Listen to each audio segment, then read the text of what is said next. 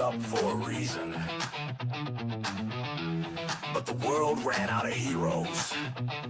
So now, you roll with what you got. Kicking down doors with a holy grin. Silver tongues and a dozen sins. Wrong side of justice, right side of fate. No time to ask, we're already late. We ain't your chosen, we ain't your knight, but we shine damn bright when the world ignites. Hey, we roll for trouble, we play to win. Out of the sails and into the spin. We're taking chances, bending fate. The last bad call on heaven's slate. Roll for trouble, that's our cue. You want a miracle? We'll do. Hey. Knight lost his banner but swings just fine. Rogue's got charm and a five-step crime. Druids growling and warlocks curse. Clerics smiling, which is the worst. Call us mad, call us last, but we hit back hard and we hit back fast. We roll for trouble, we play to win. Out of the sails and into the spin. We're taking chances, bending fate. The last bad call on heaven's slate. Roll for trouble, that's our cue. You want a miracle? We'll do. Hey, hey. When the odds look bad, we raise the stakes. When the gods say no, we're the brakes. When the plan goes south, we smile wide. 'Cause no one rides like the ones denied. We roll for trouble, we play to win. Out of the sails and into the spin. We're taking chances, bending fate. The last bad call on heaven's slate. Roll for trouble, that's our cue. You want a miracle? We'll do. Hey. Dungeon born, maybe one or two, but fate don't ask where it found you. Roll for trouble.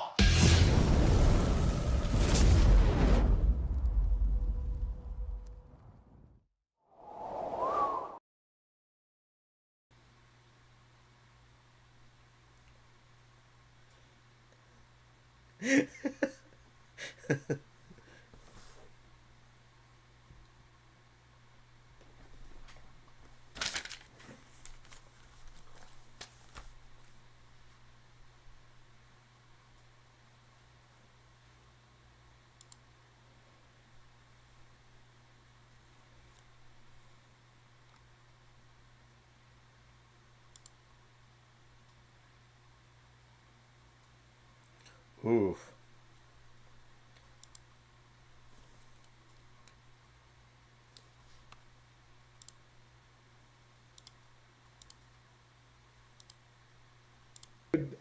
Advertisement for ring cams. We got 988 up.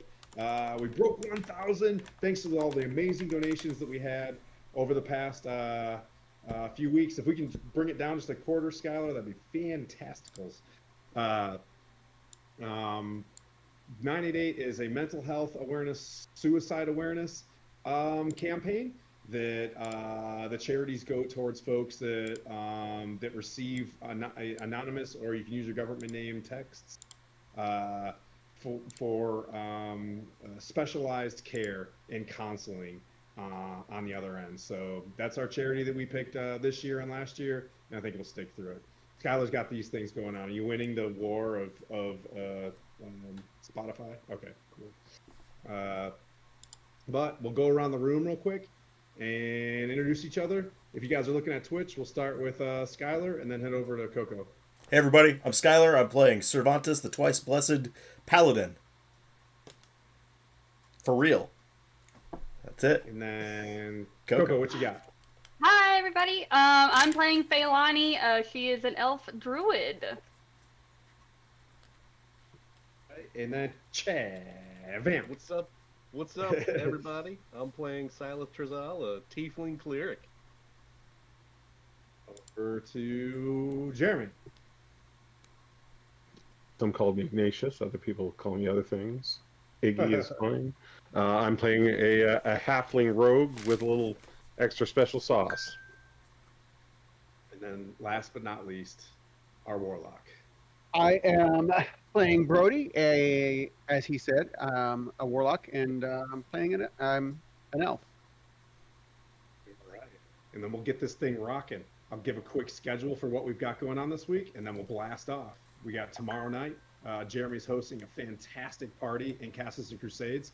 We're boosting on Troll Lord Games Summer of Siege, and it is literally its favorite. Please come watch that.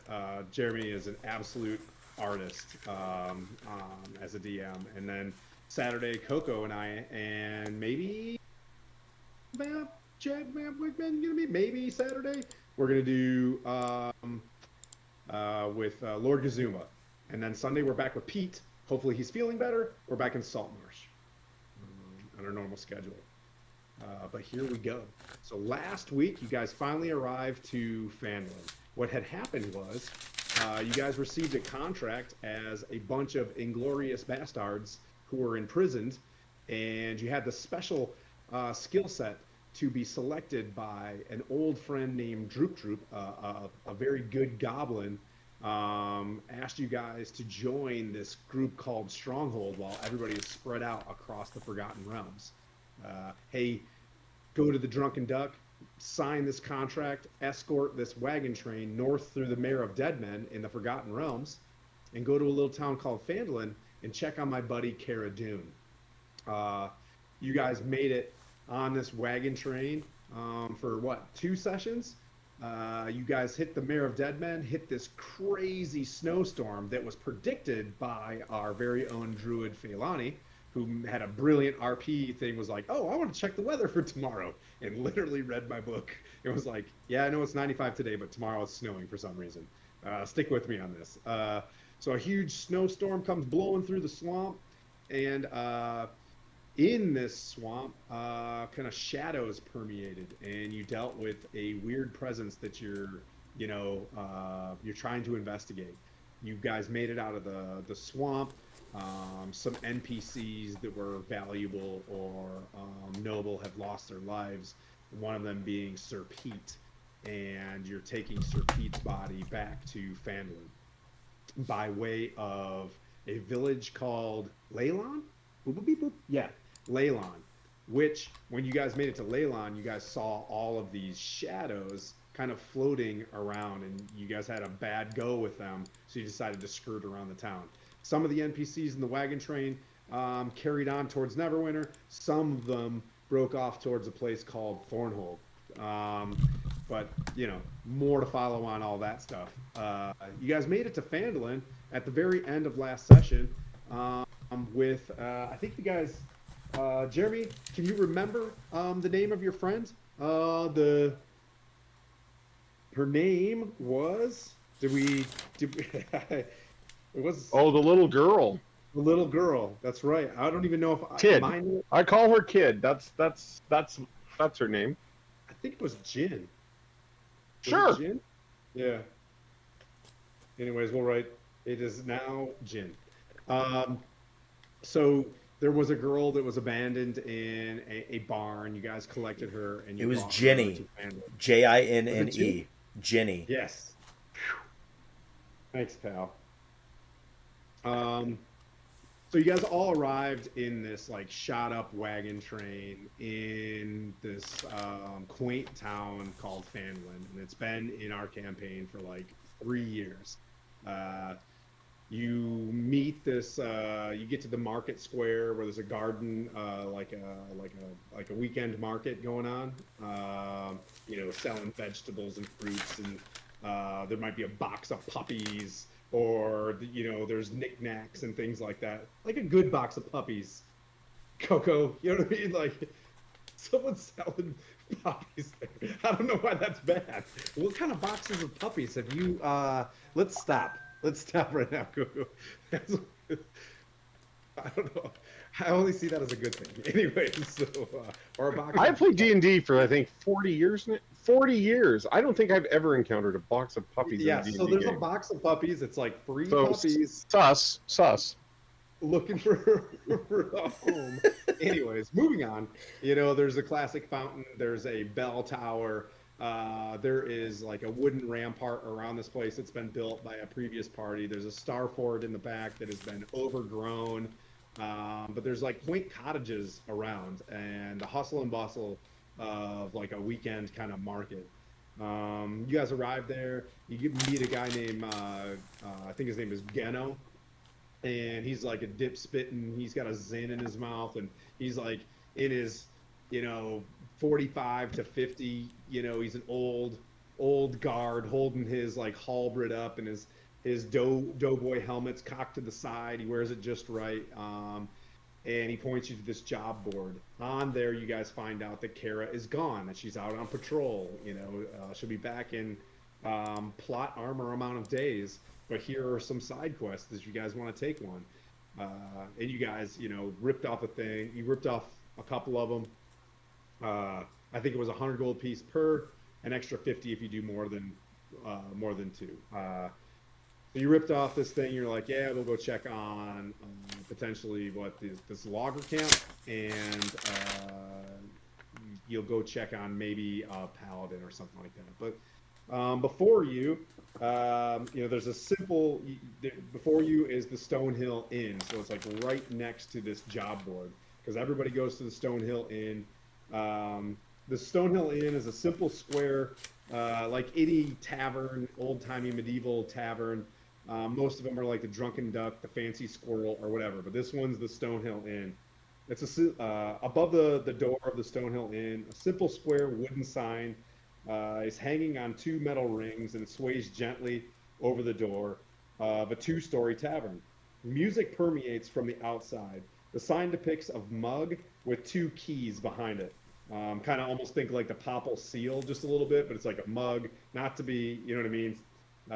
You know, but anyways, so it's the mug and two keys behind it. You know, you creak open the door, and within you see a large opening of hall, big tables. It's kind of empty right now because a lot of people are probably out in the market, so it's like early lunch. Think it's like 11 a.m. and everybody's out there buying their last like turnips or whatever.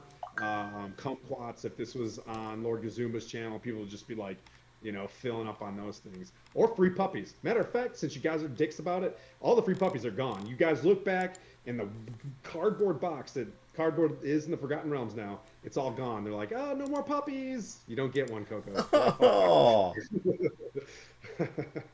Just kidding. Maybe there's one more puppy. I'm perfectly fine with that. You guys get in this large, like, square hall.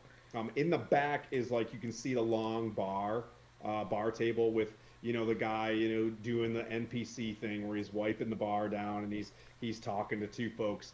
Above you is like a balcony where there's balcony seating, and as you walk in the back right, there's like a staircase that goes up to that.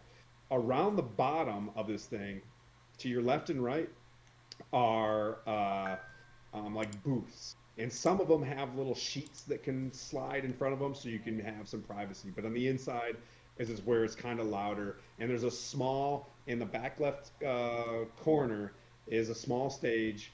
And there's just basically like one dude on a banjo just kind of thumbing some, you know, some music. But I guess I'll slowly like push it over to you guys. I can go around the room unless someone wants to do something. But the railroad ends at, you guys kind of walk into the bar. There's roughly, I don't know, boop, boop, beep, boop, 8 or 9 people in the bar. There's someone who's clearly the bartender. And then there's someone, you know, she's got reddish hair, you know, plain clothes, and, you know, a towel over her arm, and just kind of wiping up, you know, some mess from someone else, like cleaning up some steel cups and some wooden, you know, tankards, puts it on a tray, you know, and she waves it. And she's like, oh, welcome to the Stonehill Inn. Have a seat anywhere. I'll be back in a second. You know, I'm by myself. And you see her kind of walk and have a chat with, you know, the bartender, and you hear clinking and stuff like that. But let's see. If anybody doesn't raise their hand first, I'll start with Cervantes. Yeah, as soon as she says hello, I go, Sir Cervantes, at your service, or at least in your general vicinity. Who is a purveyor of this fine establishment? There's a guy at the bar, and he just kind of waves his hand and he kind of looks at you. He's like, "Yeah, Tobin Stonehill. Come on, have a seat. But are you looking for me?" Absolutely. I have to meet every purveyor that we come across. And Purveyor. He's like, well, I do be purveying, he says now. I walk up and extend my arm and say, Knight errant, defender of the innocent, enthusiast of root vegetables. Don't ask. Well, he looks, he's like, please have a seat, and he looks over at, Feilani, and he's like, hi, can I, he's like basically just shifting to like anybody else, right? he's like, he's like, how can I help you guys? We'll be serving lunch in about, 20 Faerunian minutes. I don't know how long that is, but I'm guessing it's in the 60 seconds per. I hope it has turnips. So yes, we would definitely like to stay for lunch. We've had a very taxing trip, but thank you. I thank you for letting us know when lunch will be served. And you can ignore Sir Cervantes. He's a little boisterous sometimes, especially when he meets new people. He's around people he doesn't know. Boisterous adventurers do definitely come from here. It's okay. We're used to it. Oh well, that's good that you're used to it. He definitely gets that way. But yes, we just made it into town, and we are, taking on some odd jobs. Excellent. Well, hey, we're always in need of adventurers. Did you guys check and he looks over at Silith, and he's like, did you guys check the job board? We've only have a few town guardsmen left, and Cara seems to be gone, but there's a job board out there for any adventurers. I think one of us took all of them. Yeah. I'm waving them around. I'm like, Yeah. hey, we got them right here. Yeah. Some of those- We're gonna help out. We're probably gonna need a place to stay. I think we're gonna need rooms or something at some point to hold up for a while. Wow. Adventurers are always welcome here, so it's a silver piece of night. I sort of look at Ignatius kind of quizzically because I know he's he's questioning all that. Yeah, Ignatius is staying quiet and maybe making sure Ginny's with us, right? Yep, she's in there. Oh, well, enough with the yabbering then. We go and find a good seat before they're all taken for the lunch rush. Yeah. If there's a good seat if all the good seats are taken, then I could threaten someone to move. I would be down for that. There's one long table that's vacant, right in front of like a stage or whatever, but the other ones have, even though it's a long table, there might be one or two people sitting there, but there are folks around. You can already see, with your insight that Jamna already moved in, talking to somebody. Falcon is off in one of the booths off to the side. Falcon is talking to someone that looks kind of, ranger-ish, and a little bit older. It's got like a fluffy, almost like a wolf's mane around it, like almost like a vest. And there are a few other characters sitting there as well. There's one guy with his head down, just kind of shaking his head a little bit. But other than that, the insight's on you guys, but they sit you down.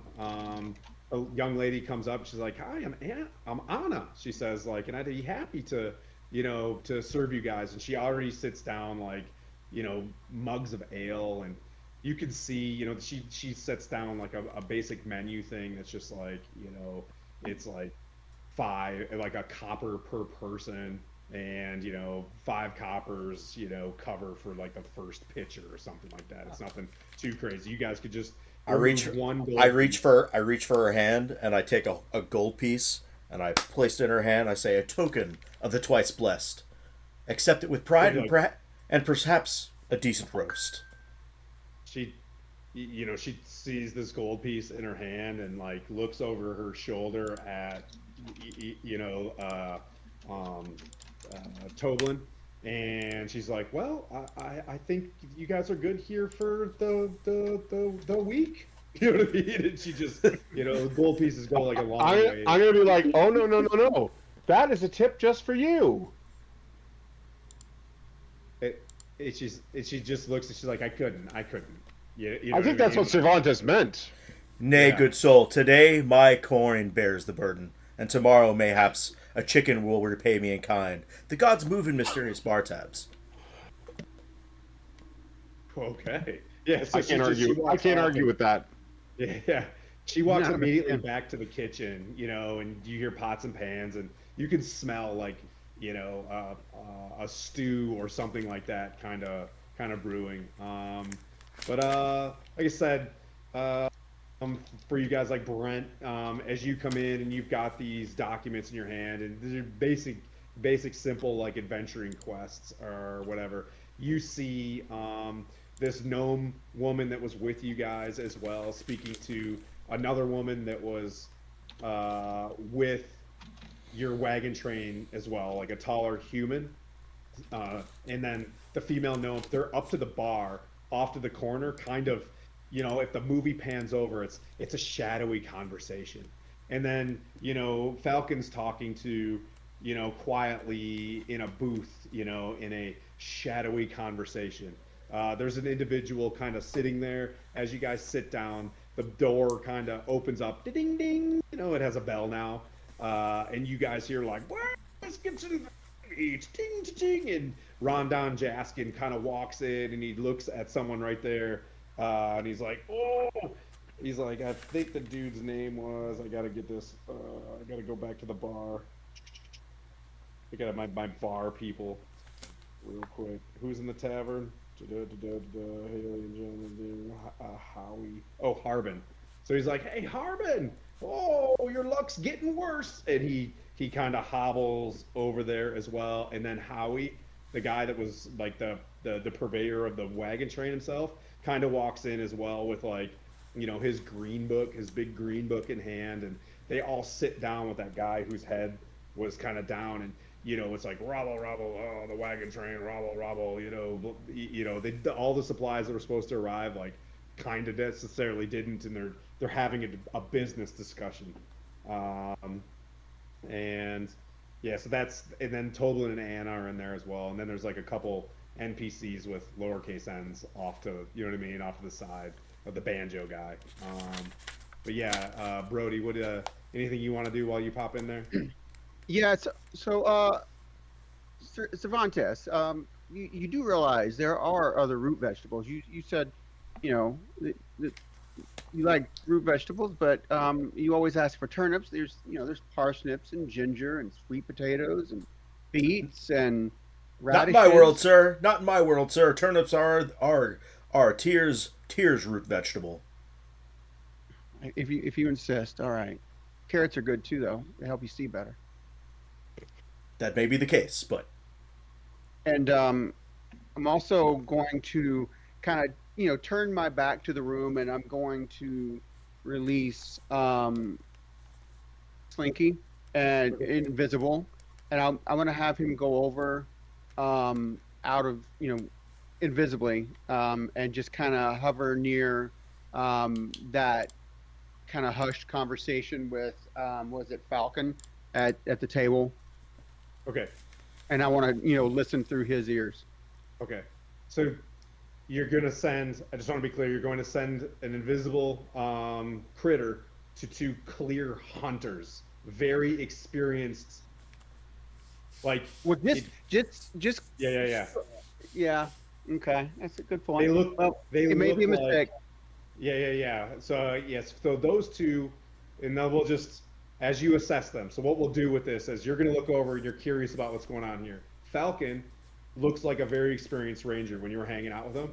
You know, he's always got like some sort of critter hanging out with him as well. And then the guy that he's talking to looks like a more experienced person. You know what I mean? Like, Okay. you didn't see them actually meet, but they're sitting down having a very like whispered thing. Now, I'm not saying it's not an interesting conversation. I just want to be clear how you send Slinky over there. You'd be like, oh, you know what I mean? Be very coy.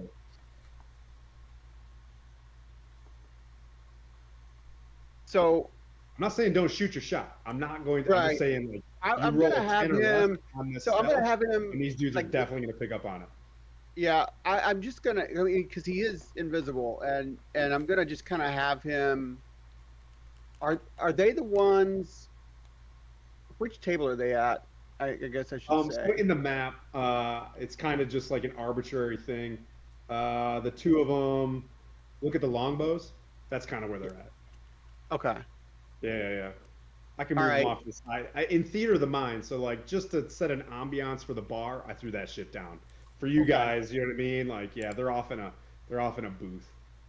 All right. Can I have him sort of go kind of low down, out of Mhm. sight, even if they could see invisibility? I want him like to be behind cover. You would have advantage on this because like no one's expecting a Yeah.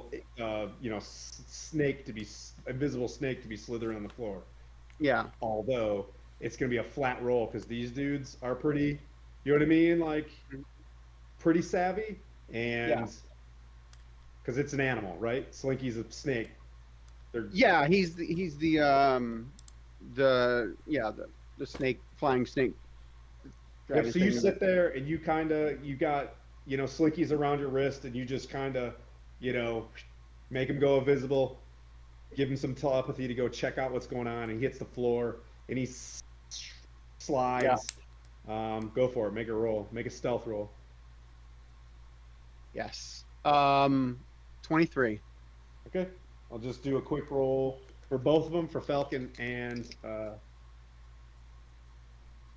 okay, nice. One was a nat 1, one was a 9. So I'm not even doing the math on that one. So you can hear them. They're sitting there, and so you're kind of hearing through a snake. All right, the snake's telling you things, and look at a snake's intelligence or whatever. It's gonna pass off like basic. You know what I mean? Like, so you're picking up the fact that you hear like, yeah, the one with the bird, and that's Falcon. The one with the bird wants to go back to his lodge. The older one wants to go to Crypt Garden Forests to check on old Gnawbone. And then they discuss Old weird Gnawbone. old Gnawbone. So this is the very first thing. So you can be like, I want to continue listening, and then it carries on for the next couple minutes, and like this weird weather is something that Falcon manages. They speak in terms of like they're a part of some sort of society. Falcon, you go, you know what I mean? You warden the north, and I'll go over the mountains and warden the south. You know what I mean? But like, report back if you hear any more about this weather, and then they continue to eat. Okay. All right. That's Then I'll that's your kinda- first that's your first roll on that one. Anything you want to do with that information? Not right this moment. Okay. Let's see. Anybody else want to pick up on something before I go around the room? Because I'll kind of give this thing to you. Ginny's still sitting there. You get the sense, Ignatius, that this I'm pointing town is out to her that probably- like I'm pointing out to her that like gnomes are sketchy. Okay. She's like, You know, totally agrees with anything that you say. Yep, like she's just like, yeah. I like And she's point the got two her- gnomes out over there. I'm like, clearly sketchy, right? Like, yeah, you can't trust people like that. She looks at you, right, and then I'm not a gnome. I'm not a gnome. And I'll put my foot up on the table with no like Yeah. boot on, the little Yeah, furry, you're furry toes and everything. I'm like, no, see, I'm a halfling. They're gnomes. There's a distinct difference. I know. Yeah. We all get She's lumped got into the 40 same years. group. Yes, Yeah, exactly. that gnome's- Exactly. yeah. Very elf-like. That's why you can't trust them. Don't trust gnomes. Anything with pointed ears, really, don't trust. Don't trust them. And then she looks at Feilani. No. Man, She's like, yeah. Stop No. pointing ears. No. Didn't No. get me a puppy though. That No, must be that's the right. charisma. Yeah, it's probably the charisma. I get it. Look, those puppies were probably not what you thought they were. Okay, I probably just saved you. She's Wow. not. She's not a. She's not a Nice people kid. person. She's not a people person. So just Or an animal person, maybe. I don't know. Were the so just puppies pointed mimics? ears. Pointed ears. Beware. That's the key here. Beware. But she kind of, once you say that person, and then she correlates it with Feilani, you get the sense that she's like, okay, you know what I mean? And then she's playing with bread or whatever. She's got that doll that she had. I think it was a bear that I think you gave her. That's right. She's got that. That I think we need to replace that. its button is hanging out like weirdly. It might, you know it what I might have mean? fleas in it. He yeah. plays with it though. Yeah, well, 30. Right? 30. Feilani, anything you want to do before, like while you're sitting there before supper's being like laid out or lunch is being laid out by Anna?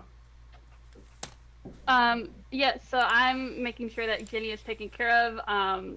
I didn't see that she got a drink, so I'm asking Anna if she can get her like either Yeah, some milk or some juice yeah. or making She sure rubs she's her taken head. care of.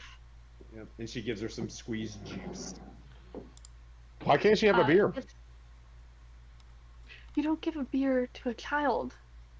You may look like Yeah. one, but you're not a child. Even though you act like one sometimes. Wow. Wow.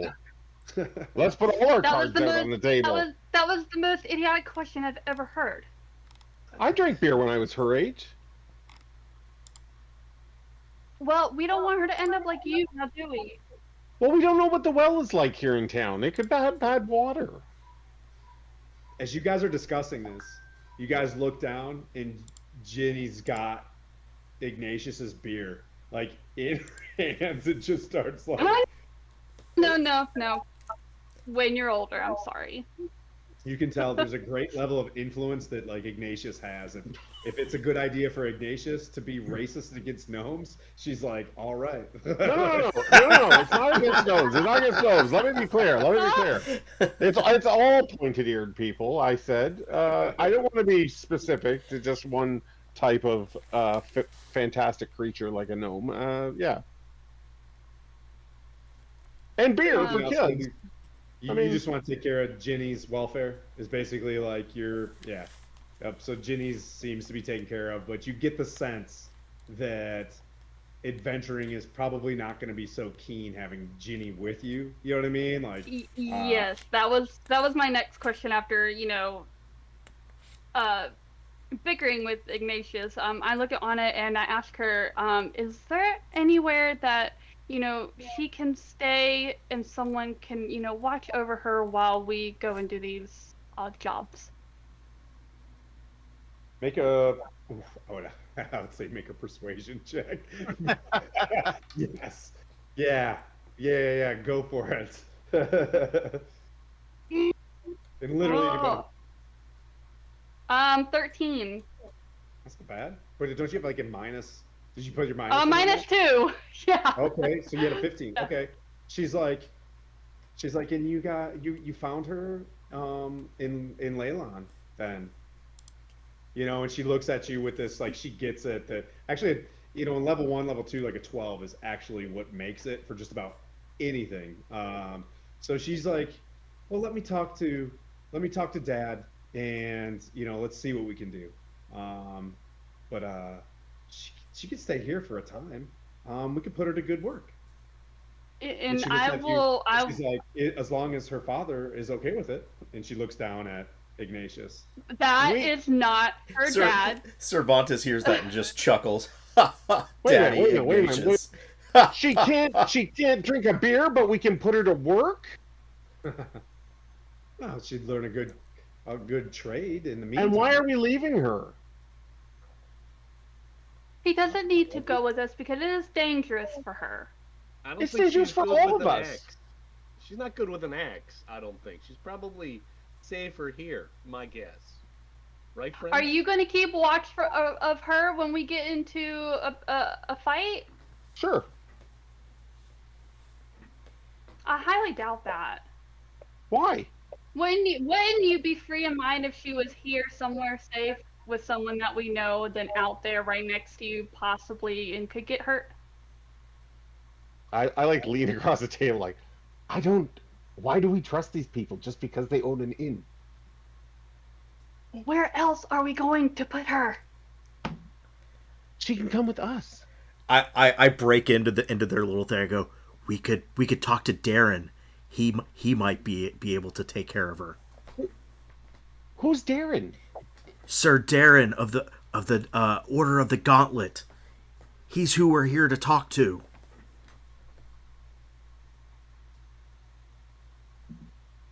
Or maybe maybe Sister Gariel. Maybe we should let her decide. I think you would be very hurt if she ended up coming with us and she got hurt. Ho, ho, You would be very, you would feel guilty. Because the courts have done great things with those decisions. Oh boy. In Beirut, it's perfect though. Let's see. Hey, thanks for the donation, Alien Anti-Hero. That's one regular roll for the party to steal from each other. Just hear me out. Let's say we leave her here, and the town is attacked by, I don't know, rampaging orcs or a dragon. And then am I supposed to feel guilty for that too? Because I didn't take her with me? Look, you do what you want. You ask her her opinion, and then you suffer the consequences later. Ginny, would you like to stay here in the inn while we go and take care of business? Passive insight. She's 8 years old. She's like, I want to stay with you guys. And just like hangs on to you. You see? You see? All right, she'll come with us. Goodness gracious. Oh, But like I said, and I look him dead in the eye. Look him dead in the eye. But like I said, she is your responsibility. I look right at Jenny. I go, Jenny, and I reach into my satchel and I pull out a turnip. I go, welcome to the group, and I hand her the turnip. She takes it. She just begins to start playing with the turnip as if it's a toy because, like, Perfect. you know, yeah, She's a part of the She group. wanted it before. She doesn't want it now. You threw it under the bed at her. She didn't want it then. Silent, anything you want to do while they're kind of so across the table, you can see Feilani and Ignatius having a discussion over the top of a, just like classic 1985 to 1995 parenting. They're arguing like right over top of their kid. You know what I mean? I'm standing on a stool. I'm standing on a stool to get eye to eye with Feilani. Oh yeah, yeah. Oh, I'm like slowly getting higher and higher and higher. And pretty soon I'll just be over the top of the table. Does anybody in the bar look like they're in any kind of distress or injured or anything like that? I mean, I would be No, interested I if would say anybody looked it's the wagon train. You do see, based on this, that Pete's body is being, moved towards a cottage north of town. Like outside the window of this place, you see, Sister Gariel moving Daisy and Daryl, and they're moving like towards this cottage to across town. There's a steepled church, across the street from it, and they move. You just see her kind of move from distance. In terms of like you wanting to take care of someone, like that's kind of. Other than that, it's just everybody seems fine. I would probably then just look at the papers that Brody has just to peruse through the different, offerings, just to sort of get a mental picture of all the stuff going on. Yep. So you see the message from Cara saying she'll be back from patrol. Someone go check on Umberto, and you heard of Umberto because he left ahead of you guys to go search for something. He's like an archaeologist or something. The pesky priests of Talos. This one seems like a super side quest. You know what I mean? Like, hey, go check on the windmill. We saw one of those old boars farting around. And then, hey, someone go check on the loggers camp. Like they used to come back like every couple like weeks for resupply. They should have been back a couple days ago, but they haven't returned. Sounds good. Hey, Viva Tara, man, we haven't seen you in a while. Welcome, welcome, welcome. Yes, and then let's see who has it. Cervantes. Oh, I'm interacting with I'm laughing at Gotcha. the fake father mother. You're scrolling through the chat and hitting X on every interaction. You're like, skip the tavern, skip the tavern, skip the tavern, skip the tavern. Like I'm just like, I need to go talk to Darren. Do you guys want to go talk to? I know. Faylani wanted to go to talk to Darren with me. Okay.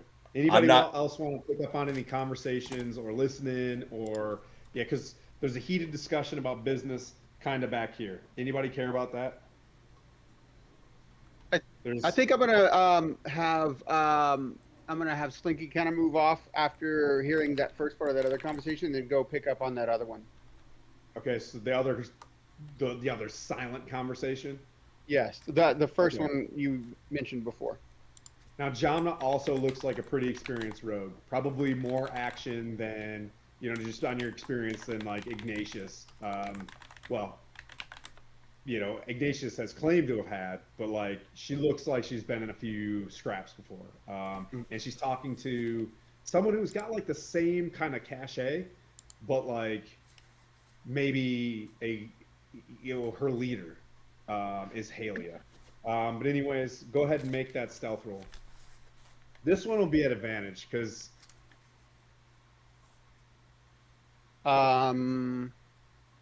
That would be 17. ooh, okay. So Jamna doesn't pick up on it, but as you go over there, you start hearing things about they're discussing a failed enterprise, something that they were trying to do to get this place called Minex, their business there, on par with a place called Barthen's or the White Wheel. There's two other big competitors in the area. So like, this is a loss. We'll have to reopen the Wave Echo caves or something along those lines. We'll have to get Gundrun and Nundro down here to re-excavate the mines and get it open again, because Minex not getting the supplies that we were supposed to get seem to have failed. But if we can get up to this loggers camp, maybe we can finders keepers some of those supplies. We'll see. But it's like a nefarious conversation. And then as they start mentioning finders keeper, the older, the one that's kind of taller, the human, like looks directly at the spot where Slinky is, like looks over, and then you see her rub her wrist. I'm gonna, as soon as I see her do that, I'm gonna blink him out. Yep. She immediately rubs her wrist, and you see a winged snake, like kind of curl up and like get on her shoulder. Okay. And then they get up and they move to one of the booths. Okay.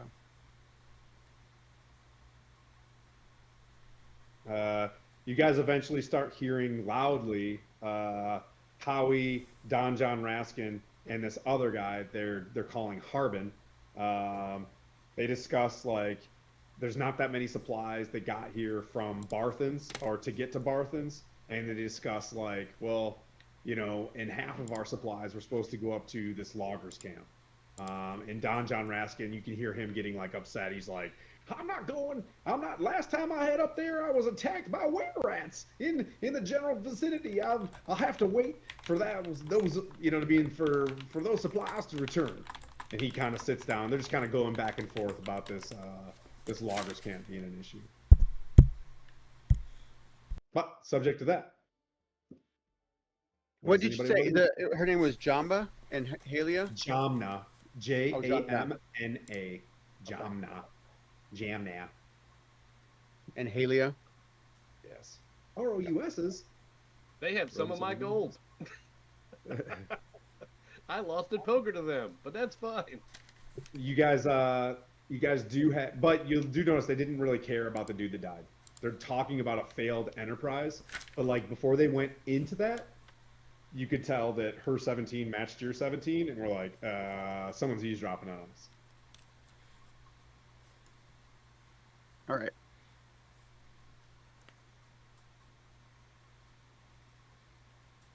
Dead air 3,000, dead air 4,000. What would you guys like to do? What time of day is it? You guys are eating lunch. You guys are hanging out there, probably listening to stuff, arguing over who's gonna, how you guys are gonna deal with an 8-year-old child that you guys found along the road. It's been an hour and a half or so. It's still noon. Cervantes. I'm gonna kind of lean in and kind of whisper and Cervantes. Jamna and her friend Halia were talking about heading up to the loggers camp and trying to claim some gear and equipment and take it for themselves. And maybe that's someplace we ought to head first. Well, why don't we head up there now? I'm fine with that. I'm pretty much done eating. I mean, we could always talk to Darren on the way, I guess. Yeah, sure. Should we get that last dog? Maybe that puppy. Maybe it's something that Jenny can keep her occupied if something happens. That sounds like a great idea. I think Yeah. that is exactly what this group needs, is a puppy. Yeah, a puppy and Jenny. Yeah. And a child, yes. What else can we get? Okay. Yeah. An ostrich Oh egg to my keep safe? god. We So need the an two of you ostrich guys egg to walk keep safe. outside. Is that you guys going towards the box of puppies? Yeah. Absolutely. Hell yes. Okay. Yes. I'm just playing to my 6 wisdom. Okay. All right. The ugliest puppy Playing ever it is in that very box, well. right? There's not. Just like Ash that you have, there's one puppy left. Skylar, Yes. describe Ash as a puppy. Well, he was a Three-legged year old puppy. when I got him, so he, Blind. Yeah. uh, You hear this dog just barking. Yep. And clearly there's about 12 puppies in there, and this dog can bark for 12 hours without a cough drop, and is just sitting there like, yeah. I just go, perfect, and I just grab him by the scruff, and these are free puppies, right? 100%. Free. I just grab him by the scruff, and I go, you'll be perfect, and I just Ginny just runs out of you hear Ginny like there's a dog, it just like runs out and just grabs this puppy and just like I don't know how this is gonna work out or how I entered or allowed this to happen, but What if you guys now have a puppy and an 8-year-old child in your party. This is gonna work out great. Feilani has seen everything that has transpired. He immediately turns around and walks where we're going. Doesn't say a word. Okay. Fantastic. So you guys all kind of went outside. Yeah. I don't think we could take a puppy with us. Let me get this straight. We don't have horses. We don't have a carriage. We have an 8-year-old. I have a horse. Yeah, okay. We don't have horses. But we have an 8-year-old and a puppy to take on a trip to a logger camp, right? I had a horse as well. 2 horses. All right. This is working out great, everyone. I do need to go. I do need to go buy a shield. I will say that I need to buy a shield before we head out of town, and head to. I think we should figure out transportation. I need to buy a shield. We go see Darren, and then head out of town, ahead of Jamna and Halia. Ignatius, as you walk out You know, everybody kind of fumbles outside. You see Ginny just elated that there's a puppy, right? She's feeding the puppy turnips. The puppy loves turnips. Everything is just fantastic in this scene. Nothing could go wrong in the next 2.5 hours. Someone tugs your sleeve, and it's Jamna, and she asks you if you'll come and sit down with her and Halia. Well, is this the gnome? Yep. Ah, shit.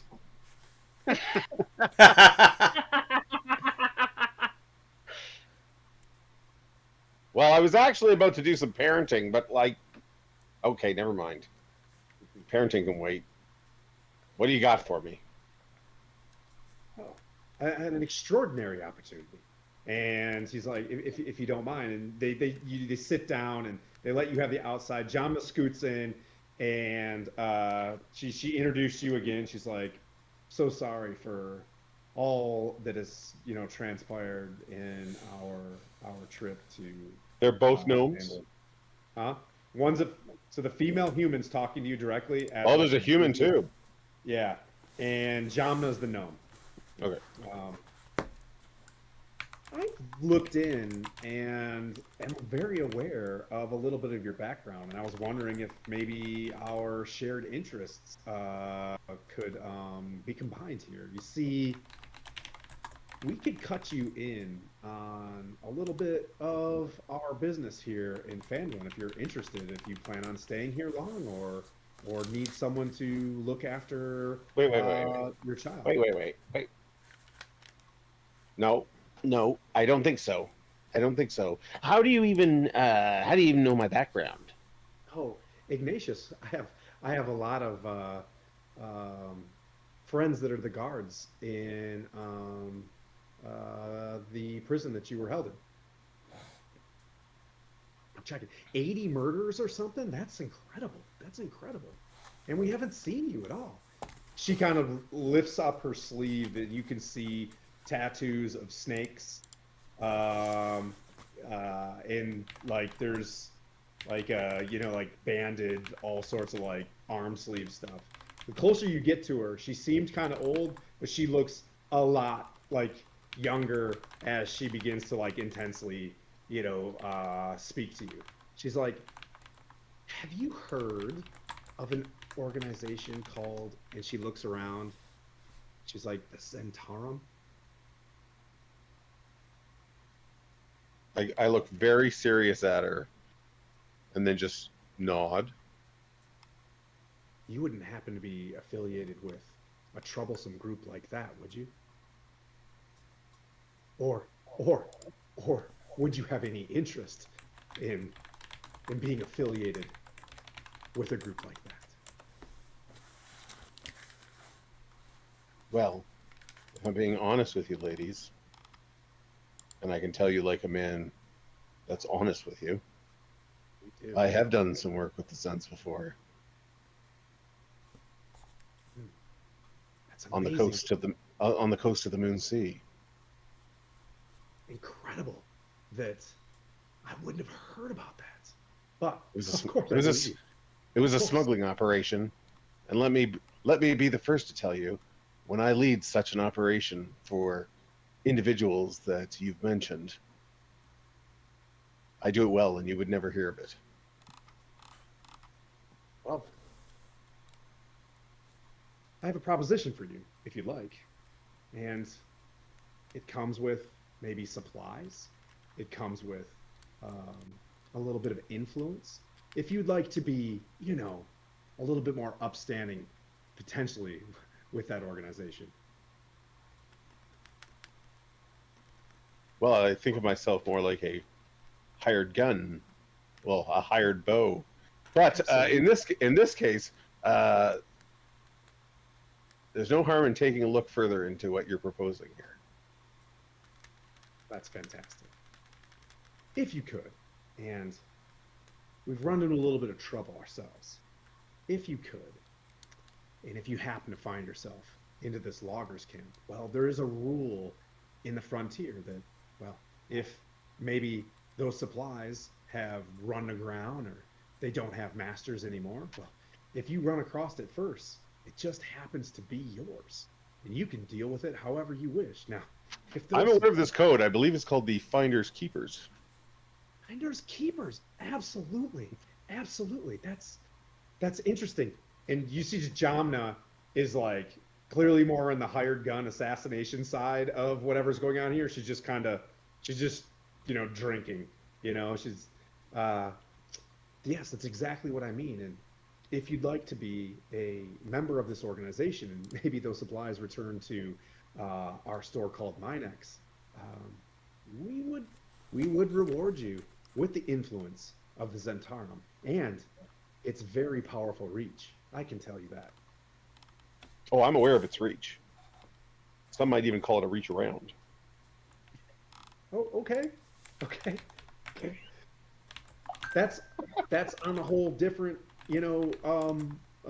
market that the Zentarum may or may not be involved in. But here, we're more in the trading of goods and other, markets. But maybe Absolutely. in more.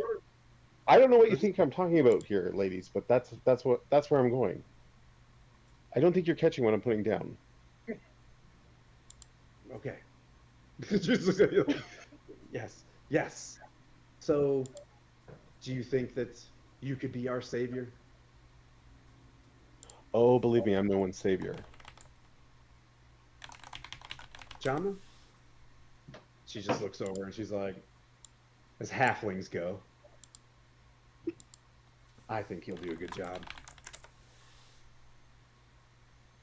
And I tell you what, and she pulls out a dagger, and she's like, "You come back with those supplies.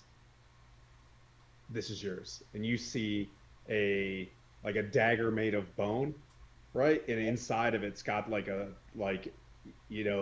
slit to put like poison all the way down in it. It's a dagger of venom.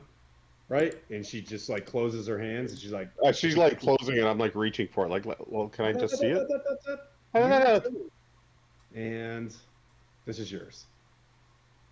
Well, it's not though. You just took it away from me. If you return with the goods, and you'll probably have to convince some of your party that that it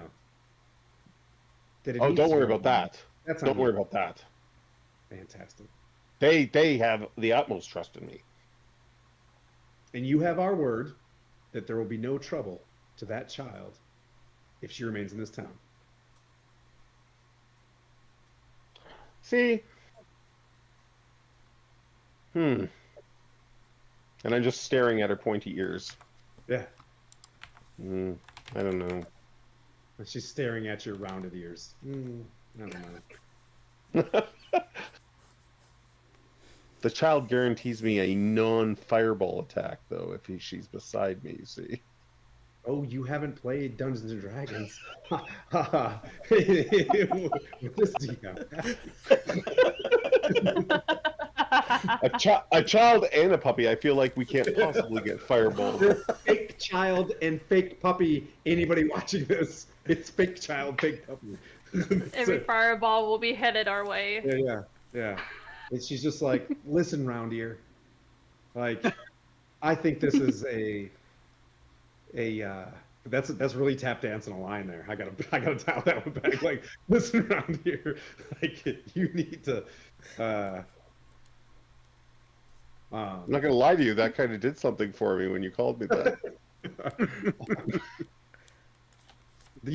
There is a good tension between Jamna Ignatius, you know what I mean? The whole fight make out scene, you know what I mean? Like, but she's kind of just being like bad at you right now. Okay. Hi, Jeff. Okay, so I get you your supplies. Yep. So for all intents and purposes, Is your to wrap shop this is up, your I'm is the shop basically here in asking town? you- Huh?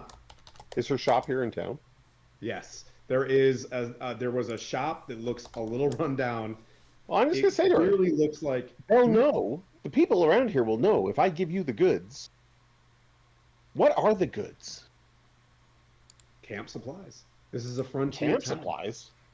Like Camp tents and supplies. pots? There's pickaxes, there's all sorts of things for frontiersmen to use. So this is like a frontier town, and it's basically full of like Okay. resupply Then gear. just put it on a level here for me. What do the Zents want with pots and pans? Well, we need people to be able to work some mines of our own, and we don't have those resources right now. Once Well, we I get know the what mines I back know what open, the we're Zents gonna mean want by those work supplies. mines. Hmm? I know what the Zents mean by work mines. You know that? know, but does Ignatius know? I feel like even if Ignatius doesn't, he still lets on that he does. Yeah. You All also right. know that the Zentarum don't have the prowess they used to have, like back in the day. They've been kind of crippled by this group called the White Wheel, who are kind of like the Harpers. The Harpers' new image is like the White Wheel, and they're competing against them. So right now, in terms of the Harpers versus the Zents thing, the Harpers are like in the lead. All right. It's a deal. I'm coming back for that dagger. She's like, "It's yours as soon as those supplies show up and we can get them to the cave." So the rest of the party, you're outside. Um, for all intents and purposes, you are in a member of the Zentarum, like flat out. So if you go into the Dungeon Master's Guide and look up, what level you are, you're at, you know what I mean? Like you're at entry level Zent, which is fantastic. I have never had somebody go into Phandalin and become a Zent. This is great. I thought All right. Petey was a Zent. Was he? Yeah. Oh, that's right. Yeah. He died. Yeah. You're the only Listen, I one haven't that signed never- my life away yet. Let's not get ahead of ourselves. Oh, because you haven't turned the supplies in. So outside, the rest of the party's there. You see Sister Gariel walking away from this cottage. You see a taller man with long blonde hair, kind of working in a shop in and around. Can you bring that down like a quarter? Yeah, that just got loud. I think every time you switch it, it starts at like some level or whatever. Anyways, you see Sister Gariel kind of walk out of the fence. I'll switch camera one, camera two, camera one, camera two. Where did that go? Did we switch? Oh yeah, see the lovely village? We're doing lovely village things. So you see that cottage with a blue roof in the background. So cute. Huh? Yeah. I said it's so cute. Yeah. She walks out and she breaks off to the left. You see another green roof place that looks like it's got like a white turtle shell on it, and it's got antlers coming out of the turtle shell for some reason. She flips a sign over that says "Open," and she goes in there. Off to the right hand side of it is a pink stone with bushes around it, looking like some sort of shrine. But you get the sense from what people are saying that like Darren's cottage is in that direction. Now, I had ordered, before we left, some studded leather armor, and you said it should be ready possibly when we got to Phandalin. Do I pick it up from the White Wheel? When you return? Well, I mean, so when we come back from our little outing, is that what you're saying? Yeah, be at the White Wheel. Okay.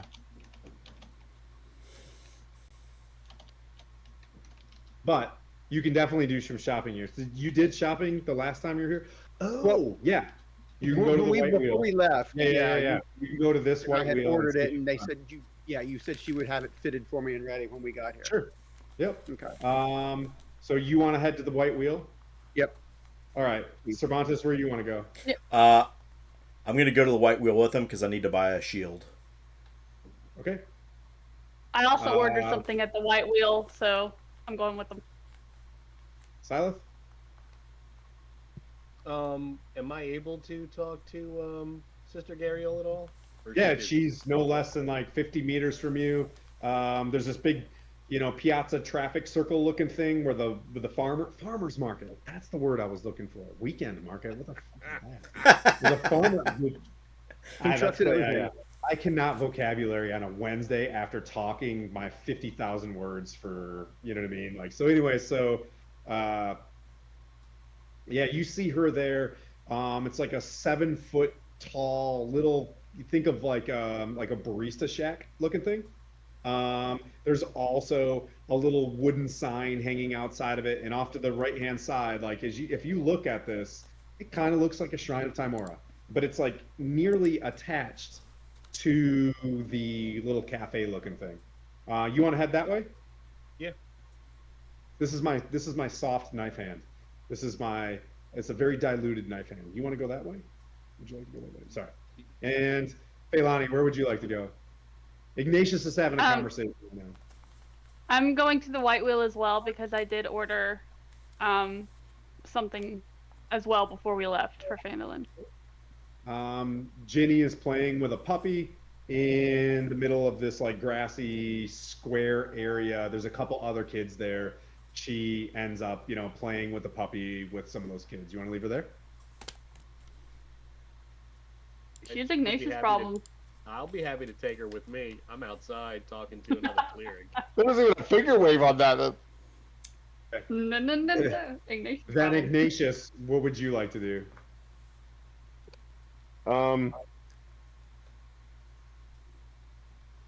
Yeah, I guess I just come outside. Okay. And I'll go talk to Jenny. Okay. And she's like, I named him Ash. And she's just like, and Ash is like, just barking its face off. And she starts barking back at it, and they're having a great time. She's playing tuggy with you know what I mean? Like, it's just loud, right? I'll be like, the truth of the matter is, the road is no place for a puppy. just the So, word. I mean, I don't want to break you and Ash up. There's clearly a bond happening here. But maybe you should stay in the town with Ash then. Where do you live? And she starts looking for your house. You know what I mean? She's like, Well, I'm sort of between houses right now. But, the innkeeper said they'd keep you. it's like, okay, so this is what's happening. And then we'll kind of turn the page. Ginny's having a meltdown because, you know what I mean? She's very bonded to you. You'll need some sort of like persuasion check handoff to kind of make that kind of occur with someone that you select to be a good caretaker. She's not having it with the bar folks. That was like a bad scene. Great. Who's going to the White Wheel? 1, 2, 3. Okay. Let me bring up the White Wheel. So many pages of notes. Notes. Who runs the White Wheel now? Darthag Ulgar. Oh yeah, it's Darthag. Hell yeah. That's right. Yeah. So you guys open up. So the White Wheel itself. Actually, I have a White Wheel. I'll show you guys what it looks like. Just so you guys kind of.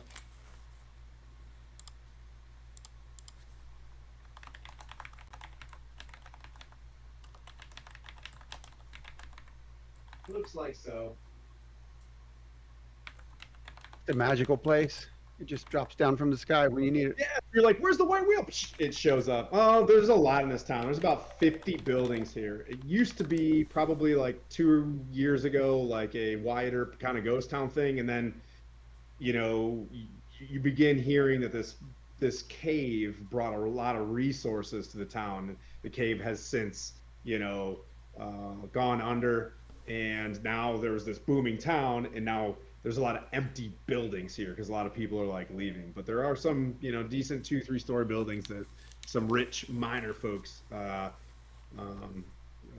purchased. So you guys open the White Wheel, and Darthag Ulgar meets you guys there. He's wearing kind of faded white robes, like they used to be nice and clean and white at one point in time, but you can tell he's been in this town kind of for a while. He does have much like this black band here, it's a white tattoo around his hands. A very nondescript desk, like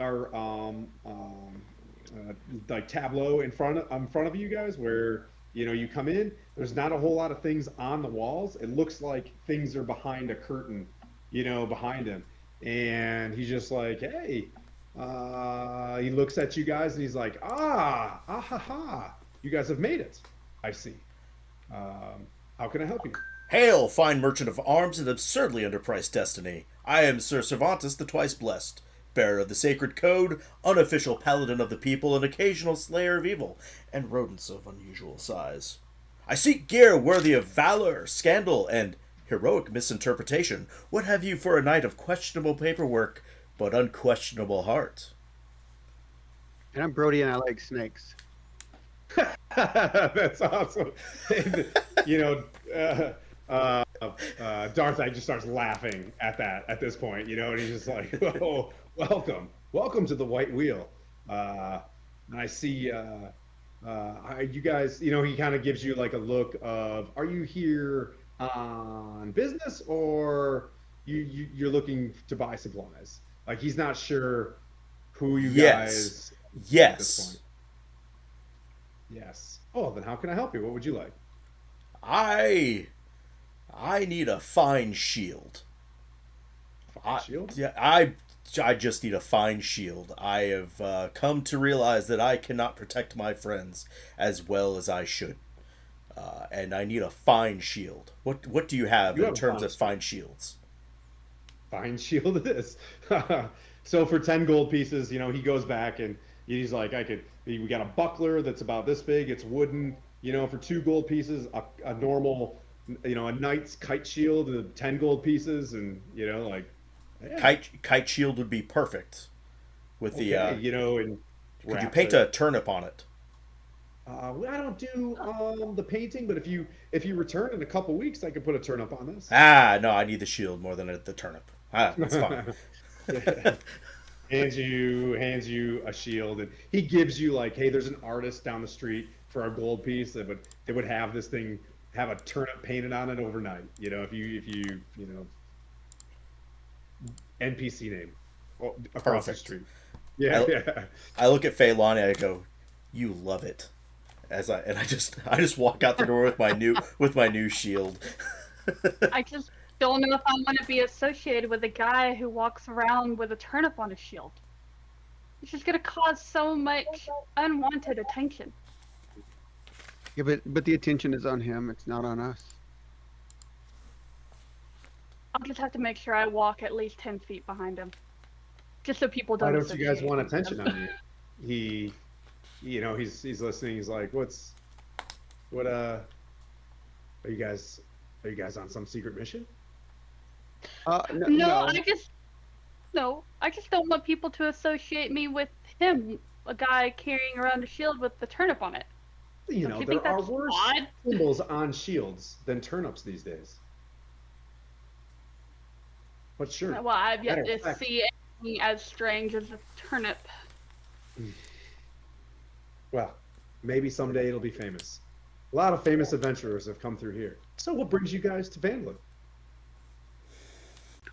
Well, I put in an order before we came here. I was looking for a scimitar to be made that matches my staff. Oh. You all came from the Drunken Duck. You're the new adventurers from Stronghold. Why didn't you say? Huh, that would have been a 10% discount from that man. And he hands you Feilani a gold piece from that was Cervantes' gold piece. He's like, oh, Oh, I Oh. totally put that in my pocket. yeah. I'm He's like, oblivious. I'm absolutely You oblivious. guys you've all made it. Well, fantastic. And he underneath Oh, we didn't all make it. counter was the word I was looking for, not tableau. Drops a satchel of 30 gold pieces, and just like he hands it to you, Brody, and he's like, on behalf of the White Wheel and our friends of the Harp, who we are dearly associated with, we appreciate you bringing those supplies here. And I heard that you guys ran into some poor luck. Yeah. If you want to call dying poor luck, sure. I'm Yes, Sir sorry, Pete. but north of the Mare of Dead Men, things do get rather difficult here in the frontier.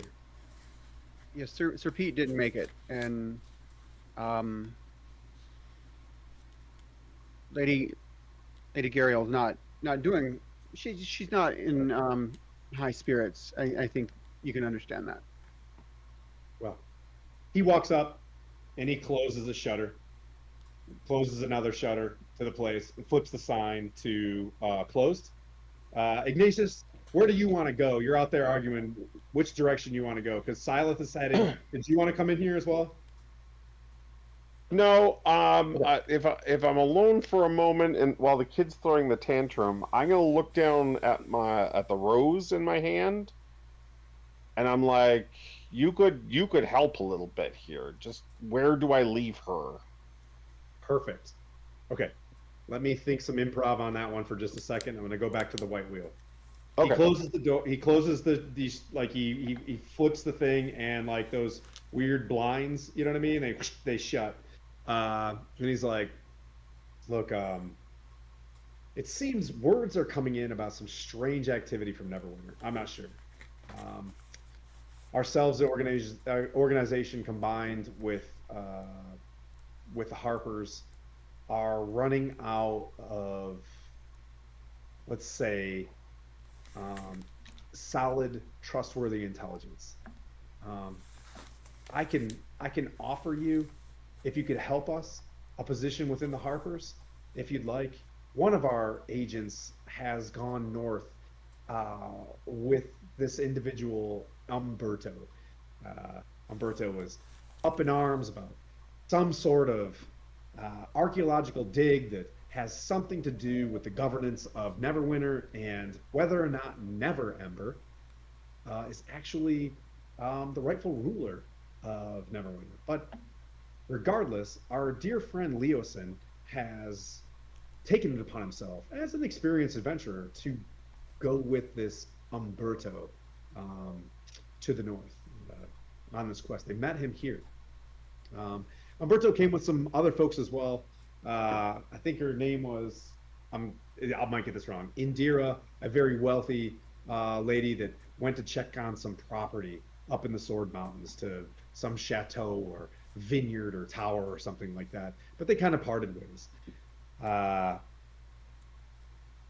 We would appreciate, now that Cara's gone and our resources being spread out from either the wars with Tiamat or the wars with the giants, of fresh new goodly members into the Harpers, if you would. You'd get discounts in towns at the White Wheel, and in the end, you'd keep the Forgotten's Realm a safe place. What are the qualifications or requirements of joining? Well, to be fair, keeping the balance in the world, making Balance. sure that information that is collected is used towards a goodly means is important. Helping the world find out what's going on up north and stemming another world-ending event from occurring again. Working together as as a network of friends and companions and adventurers. Is is this a lifetime commitment? Well, I mean, it sounds like it I should think if be. you at your level, you know what I mean? No, but if you want to rise into the ranks, you would swear an oath into the Harpers, but we don't have to go down that path now. Becoming a full Harper would, of course, get you, like basically get you more gear and things like that. Hmm. But he brings out studded leather armor for you, you know what I mean, and then lays down a scimitar. It's jeweled, whatever you described non-magical. I will say that it is styled like very nicely. Yeah, I would have had asked for it to be designed sort of, in a snake motif. Okay. Yep. That's it had arrived magically somehow. There's like some sort of like I don't know, like a Faraday box type of situation where he opens up a thing, and, you know what I mean? Like he can reach into water deep and like pull it out, Cool. All right. So I'm certainly intrigued by the offer of the Harpers. It's not something I had ever considered, although I don't know whether, what I actually considered in terms of membership in any organization, but I will pledge to you now that I will, I will help you out, and um, I will pledge to try to help, and do good, whether I'm a full member or not. Well, it seems that you're already a Harper and you don't know. And he hands you a scroll, and he's like, if you're ever in trouble, he's like, this is a scroll of message.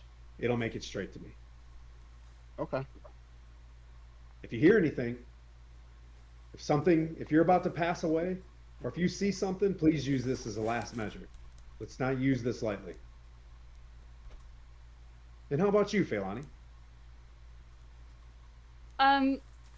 I will have to decline. I do have my own personal mission that I have, is first and foremost. But thank you for the offer, but I will have to politely decline. I thank you for my very beautifully crafted weapon. You seem more inclined to nature, and there's actually a representative of the Emerald Enclave here with us today. If you see Darren, what's his name? Darren Winterhound. He's with Falcon. He's probably leaving in the morning, but Where is he located? he was in the, describes to you. He was the guy that was talking to Falcon. He was the dude with like Gotcha. Yes, I will. I guess I will have to go back and have a conversation with him. But yeah, so you guys got your gear, and then he opens up the blinds and he's like, "Please, anything that you can find out on your way." Are you assisting with the loggers camp adventure? I'm not to say that I was spying, but we're always spying here. I saw you grab the stuff off the drop board. Are you guys heading north into the Neverwinter Forest? That is the plan. We are heading up to the logger camp and to try to find out, what happened. And I hear they, whether or not they disappeared, they haven't come back in quite a long time. Umberto was headed towards the loggers camp as well. Said he needed to get to the Neverwinter River. Was the first spot on his map to get him to where he needed to go, to some sort of shrine. I'm not sure, but And Darren would when did probably you- know best. And he points and sees Cervantes like walking, straight down the dirt road towards wherever that is, and then which cuts off to, and you guys end up your conversation. You begin to like walk out there as well. And Silith, you make it up to, as you get closer, you see a sign. Oh, my camera just got a mind of its own. You see a sign that says Shellbucks. And then Sister Gariel's like, "Hey, welcome." She's like, "Welcome to Shellbucks. We're a simple,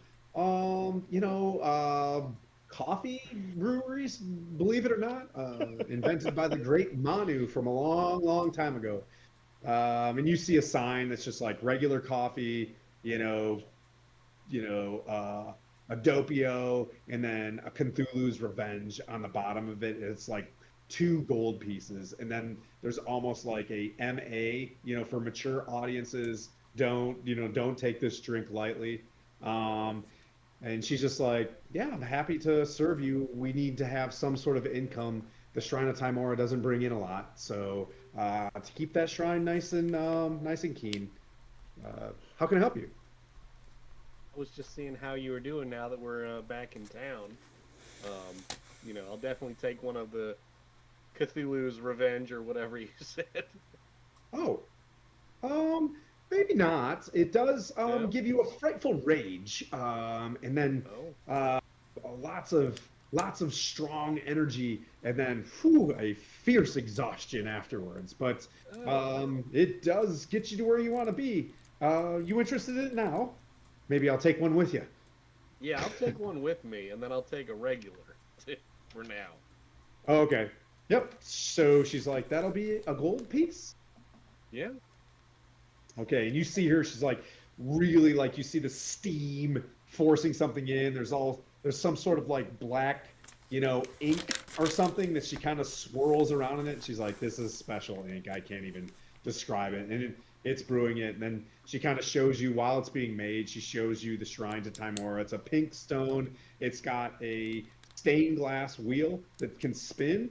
And on the back side of the wheel against the stone is a mirror. So you kind of see your face turning red, blue, green, purple, yellow. You know what I mean? Like, it's just a simple shrine. And then there's just like a little offering plate, like at the bottom of it, you know, and she's just like, oh, you know, like, maybe you'll get a blessing from Lady Luck. I While you're at definitely do a little prayer and put a gold piece in there too. Yep. Yep. If you spin the wheel and look at it, you know, you'll feel as a priest of Timora, you are you have bless on you for the next. We'll say if you do an offering on there, you'll have it for the next like day. Excellent. Yep. She's And, like, yeah. oh, Timora's luck. No one ever gets that on the first try. I mean, a follower of Timora would, of course. She looks down on us, right? That is true. So, what brings you to Fandolin, and where are you going now? I think we're possibly going to go to the loggers camp to check that out while we're just kind of waiting around to see what the situation is around here, kind of getting settled. Now that we're up here, we definitely want to help. Well, there's plenty to help with. I'll tell you that. This town, and she points at like that store called Minex, and it's got a gigantic hole in it. She's like, this town's seen everything from beholders to red dragons to red brand, you know, thieves to white dragons, and there's even speak of some sort of another dragon in the presence, and some witch up in the mountain. She points up to this Matterhorn-looking peak. She's like, and points up, you know, to this one snow-capped peak of the Sword Mountains. She's like, there's witches and another adventure. And she looks at you, and she's, you know, like as chapter 3, the epilogue sign kind of rolls through, and she waves at Cervantes as he walks towards the cottage. She's like, it looks like Darren's gonna intern Sir Pete and maybe take him to Helmshold, to the north, where the rest of Pete's organization is at. Yeah, my heart goes out to you, you know. Really missed. I'm okay. What are you guys gonna do with that little girl? Does she need someone to watch after her? So I was going to ask you about that. The bar didn't seem to be the right place for the child, perhaps. I mean, that's sort of a bad, you know, story, I think. You know, do you have any connections or any thoughts? Yes, of course. And I could have her acolyte for us as well. I sometimes, and she points at this this chapel to Tyr off to the side with a big bell. Sometimes the priest of Tyr, who's been gone for some time, allows us to, you know, hold services in there. I mean, I would feel more comfortable with her, you know, doing that kind of thing, keeping occupied, than serving drinks and cleaning tables at a bar. That seems, that doesn't seem right. Well, So perhaps, yeah, that would be great if perhaps we could have you, you know, watch over her while we. yeah, I could also work up the adoption papers for Ignatius while you guys are gone. That would be fantastic. Perfect. I'll get on that. I mean, I by hand the rules her of finders keepers. I hand her another gold for that. Well, many blessings of Timora upon you. And she, you know, she's like, now look, as she squeezes your hand, she's like, there was another gnome that came into town. An archaeologist looking for the Shrine of Savras. The Shrine of Savras has been gone and abandoned for a long time. It hasn't been found. And I don't think it's in the Neverwinter Forest, but that's where he went for some reason, following some map. But that being said, if you find the Shrine of Savras, and we ever run into any creatures like you just had, it wouldn't be bad to take from the old offerings and bring back some of those diamonds. Absolutely. It's for the greater good. For the greater good. For the greater good. And Cervantes, you begin like you move onto pea gravel and stone, and you find your way. You see a man like not necessarily mummifying, but you know what I mean? Like he's wrapping up, and Pete is in like packaged real tight in the back of a wagon, and you know you can see him sitting up gear there, and kind of time is ephemeral here in this kind of scene, so he's kind of working on him, and you see the shield of the Order of the Gauntlet like on his chest, with a sword as well, like so kind of like the sword is up at like the lips of what I mean, Sir Pete, and the shield lays on his chest as well.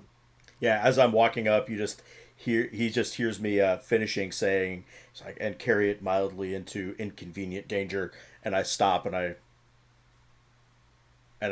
look at Sir Dude, and I go and I look up at, is it Darren or Delan, Winterhound? No, Darren. I know there's a Daylan and a Darren. It confuses the shit out of me too. Gotcha. That's Darren, yeah. Is he? Okay, so it's Darren. Is he a paladin with? Yeah. So this dude, yeah, you can roll an insight check, but Well, he's a pretty I just renowned you said paladin, yeah. you said Winterhound, so I was like, is this the same? No, it's Darren. This is Darren Edermoth. Okay, Edermoth. gotcha. So I'll just put my hand on the Sir Dude's shoulder. It's like he was a great guide for us, and may Tyr bring him great luck into the afterlife. You know what I mean? And you see him clutch a holy symbol that's a Tyr holy symbol himself, and he's just like, it's not often that someone who follows Tyr comes to Phandalin, other than some great adventurers in the past. Thank you for bringing him home. I intend on taking him to Helm's Hold. It's a keep, a monastery for priests of Helm.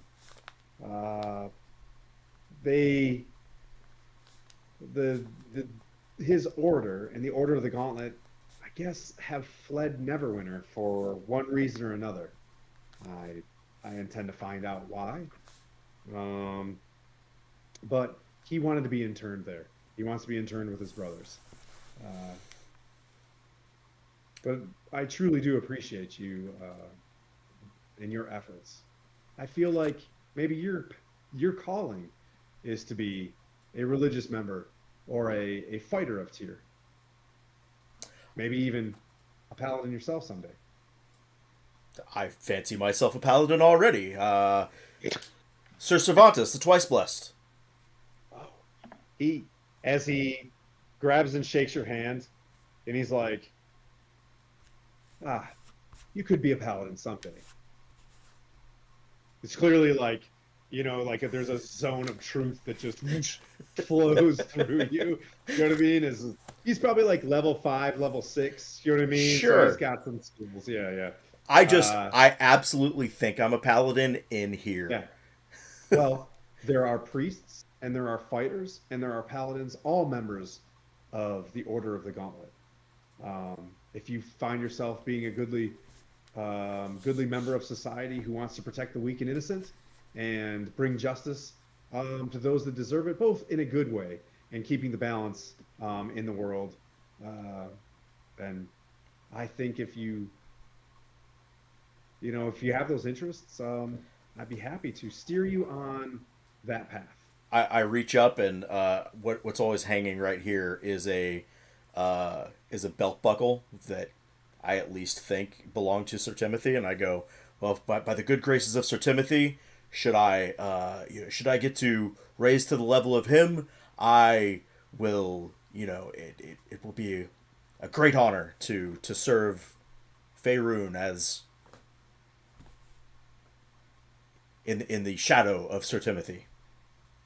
So this guy looks at you and he's like, I kind of like vision him as like, Yellowstone Kevin Costner. You know what I mean? With like a little bit like longer hair, and he's just like, so where do you go next? Where Uh, does Tyr take you? we're off to the logger camp. But I wanted to ask about Umberto. He was heading that direction. I was told that you would have some information about what he was looking for. He mentioned on some sort of quest about looking for old paladin internments, ancient, something along the lines of Neverember's birthright not necessarily being clear. He thinks that there's a clue somewhere in the Shrine of Sabras. He mentioned folks coming after him about secrets and having to try to keep it as secret as possible when he finds it. He was accompanied by a brave harper named Leofson. The shrine itself, I'm not sure where it is. I do know that that there used to be a pilgrimage of knights that would leave Neverwinter itself down the Neverwinter River, which is where the loggers camp is. And if you follow it to a certain place, you will make it to the Shrine of Sabras. It's interesting that you're going to the logger camp because they haven't returned in some time. I feel like destiny is putting you on a path. But Umberto himself, he seemed like a goodly person. With a name like Umberto, I Little believe Bones, that. thanks for the raid. Yeah. Welcome, Raiders. Thanks, Bones. Whoa, thank you guys so much. So you intend on going to the loggers camp? Absolutely. We have to figure out what's happened there. Obviously. And you intend on following the path of, Sir Timothy's path of, the Order of the Gauntlet and potentially a Paladin of Tyr? Absolutely. If Sir Timothy did it, that's what I would like to do. That is my calling. That is my blessing. It's like, very well. Here's what I would like, if you don't mind. He's like, give me that shield with the turnip on it. Oh, there's no turnip on it right now, but it's like I'll hand it over to him. There is. Stay with me on this. Sure. He takes the shield of the turnip and he lays it next to Pete. And he hands you Pete's shield. He hands it back to you and he's like, this is the shield of a strong, upstanding member of the Order of the Gauntlet. If you finish this quest, find this shrine, discover some activities of what's going on with this weather that we're feeling being nefarious. If someday you return to Helm's Hold with this shield, we will be there for you to swear your oath. Your pilgrimage will be complete. But do me a favor. Don't let this shield come in non-dented. Do you understand? It should have the dents of someone bringing justice to this world in a goodly manner. Bring us tales that are worthy of the Order of the Gauntlet and take care of your party. Oh, there will be tales. And I just go off into without.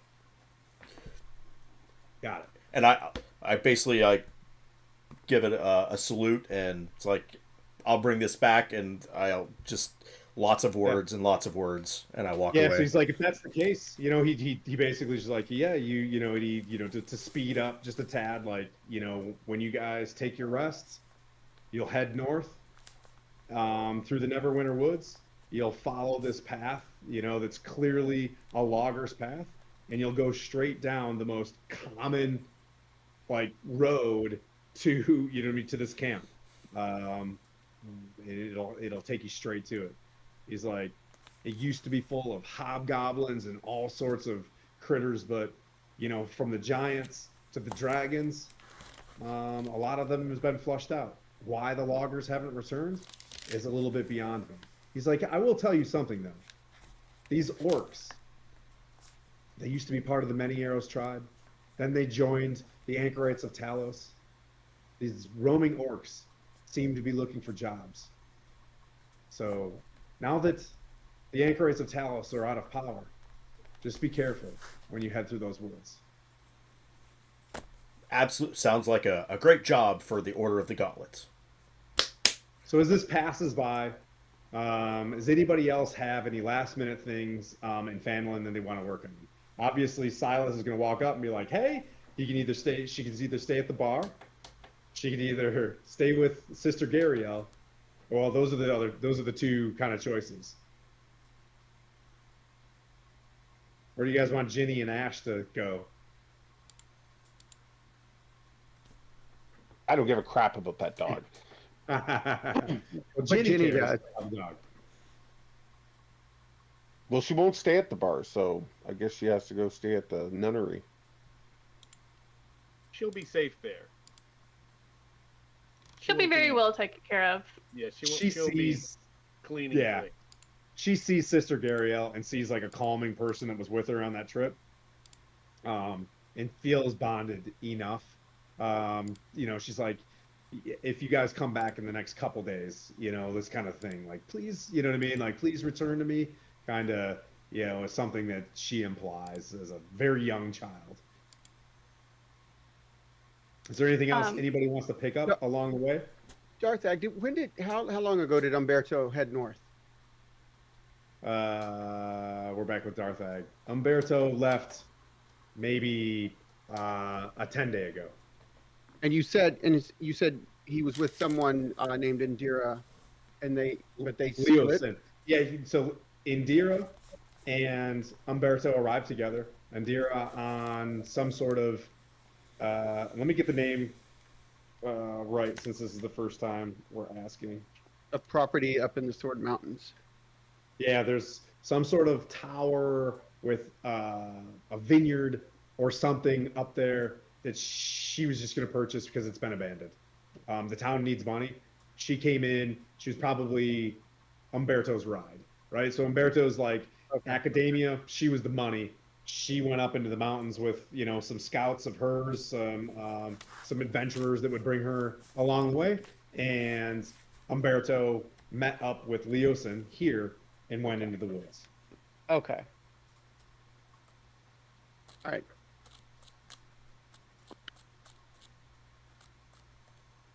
Any more questions before long rest and are finding yourselves along a dirt road? I would like to go speak to Darren Winterhound, actually, after what was said at the White Wheel. Fantastic. Yep, you walk in. Well, you see Darren getting up onto a horse, talking to Falcon, and Falcon's about to go like one way, he's about to cowboy the other way. They're having this discussion like, I'm heading that way, and he looks down and he's just like, he can sense you being a druid as you walk up, and he's just like, good morrow. I'll use a voice finally for this one. I haven't used a voice yet. He's like, yeah, good morrow. Yes, good morrow. I was told to come find you. You would possibly have some answers to some questions that I have. He hops down off like a thin but tall, sturdy looking brownish horse, and he walks. He's like, come with me, and he walks down like a tree line that's in town, and you guys kind of have a private conversation. He's like, how can Darren Winterhound help you? Well, I am trying to find two items. It's going to help me with my, personal mission that I have. And I'm wondering if you happen to know any clues to the whereabouts of where they are. I've tried to look in scrolls, I've tried to look in libraries and books, but it's very difficult to find clues about the location of where I can find these or how I can retrieve these items. And I was wondering if you could help me. Well, if you can help me in nature's quest to keep the balance between any points at this town, the encroachment of towns like this and, where we live, I'd be happy to help you. Clearly, you know what I mean? Like, I'm the warden to the south of here. Falcon is the warden in this area, but yes, what is it you're looking for? So I'm looking for a staff, and I'm looking for a ring. It's the staff of the woodlands and the ring of spell storing.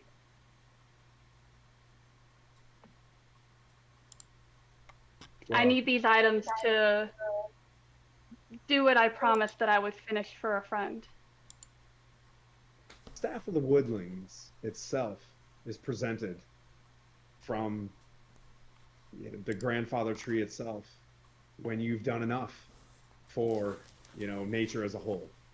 Members like myself in the Emerald Enclave are blessed with it, at certain times. There's been great druids. Willow has been a great druid. Moriana, who have all had a staff of the woodlands presented in one way or the other,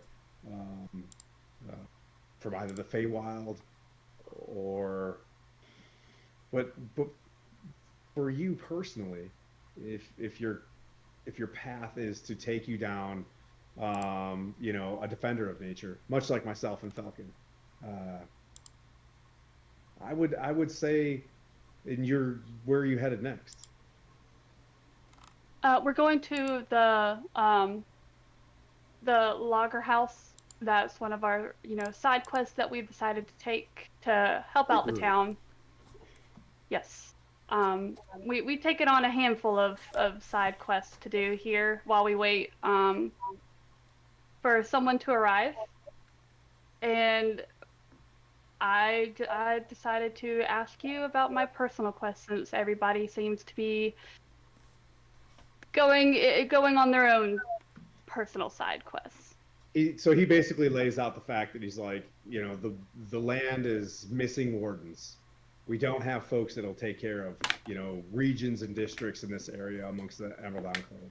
He's like, if you don't mind, if you can go into the Neverwinter Wood, and help protect it on behalf of the Emerald Enclave, I will go south to Crypt Garden. I'll return within X amount of plot armor amounts of days when you return, and let you know if there's anything that I can find with regards to what you're looking for. Basically a quid pro quo situation, like, hey, if you join the Emerald Enclave, you do good things up in the Neverwinter forest, I'll see what I can find out. I would be happy to be a member of the Enclave. So he's like, well, when you return, and find out information based on whatever happened to these poor loggers, which they are encroaching pretty heavily on the forest there itself. Give your assessment on whether the loggers are worthy members of being in the Neverwinter Forest. Maybe the trees are overgrowing. You know what I mean? Like, maybe they do need some deforestation. I don't know. But make your assessment, and please return. And if you can, most importantly, we need to figure out what's going on with the weather and how it's harming our forests. I can most certainly do that and find out some information and bring it back to you. I'll find out what I can. I'll go speak to the trees or some shit. That, you know what I mean? Like, high druids do. And he walks off into the sunset as well. But just in terms of the stream timing or whatnot, you guys all come together. Some of you guys have been offered, roles into the Order of the Gauntlet, the Harpers, you know what I mean? Like, even the Zentarum. You guys pass the evening with a long rest again. Ginny's well taken care of. So is Ash at Tier. You guys can retroactive anything that you prepped or did, you know what I mean, throughout the evening. And you guys find yourself waking up in the morning. You've got the two horses, and Don John Raskins is with you guys as well. He wants to head up there because you find out over the evening that Harbin Wester, his brother, is in that town, and he runs the camp. And they want to get those supplies returned here as soon as possible. They have a cart with some supplies as well, just in case the supplies were stolen and didn't make it to the loggers camp, and these guys are starving. So Don John Raskin's with you guys as well, you know, singing his song with his big lamp and stuff like that. And you guys begin to like, you know, there's mist over the grass in the morning. The heat starts to pour in as sun rises in Fanlin in the 80s, 90s degrees again. So it doesn't feel so cool like it did just a few days ago. You guys go down a dirt path, reach the Tribor Trail, which goes like east and west off the high road. If you guys have that map that I sent you earlier, you guys continue almost like a crossroads just built, and you see, you know, decent tracks that like break into the forest itself. You guys get into the forest, and you guys travel on a pretty good clip into the forest itself. Beep, burp, switching gears. Time check. Does anybody want to take a 5-minute break before we get started? You guys good? You want to keep it? Go for it. Go for it. Let's take a everybody's traveling, you know, down this path, and you know, montage. So everybody gets a free pass for insight and perception just for timing this evening to move down into the Neverwinter Forest. So we'll see you guys back in, we'll say 5 minutes. 5 minutes. Cool. Yep. An open road when you're 3 feet tall. Never thought we'd find a family at all. One roll of the dice, one twist of fate. Now we're side by side. Guess this was our fate. Oh, we bicker, we fight. We don't see eye to eye. But when trouble comes, we're always gonna try. Brothers and sisters who knew we would be a family of heroes. Just wait and see. Wait, are we related? We push, we pull, we stumble and fall. Sometimes it feels like we don't know each other at all. But when the chips are down and we make our stand, together we've got half a chance. Even when the road gets rough and life throws down the odds, we've got each other's backs through every trap and fraud.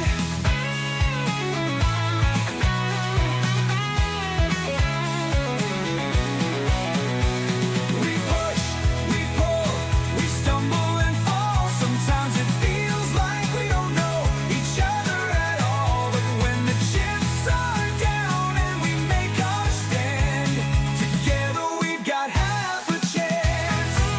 Hey, who ate all the rations? Not me, not me. Okay, maybe a little.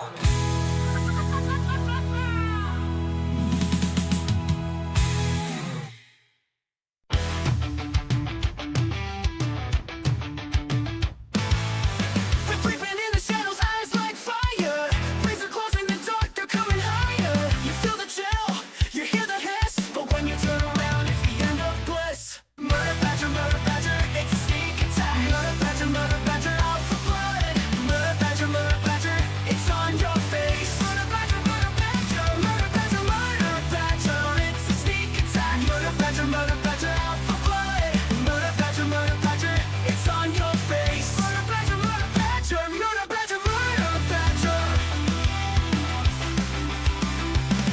No mercy, no time, you're on their list. They'll rip and tear through the fog and mist. These monsters won't care if you run or scream. Once they got you, you won't wake from the dream. Murder badger, it's a sneak attack. Murder badger, out for blood. Murder badger, it's on your face.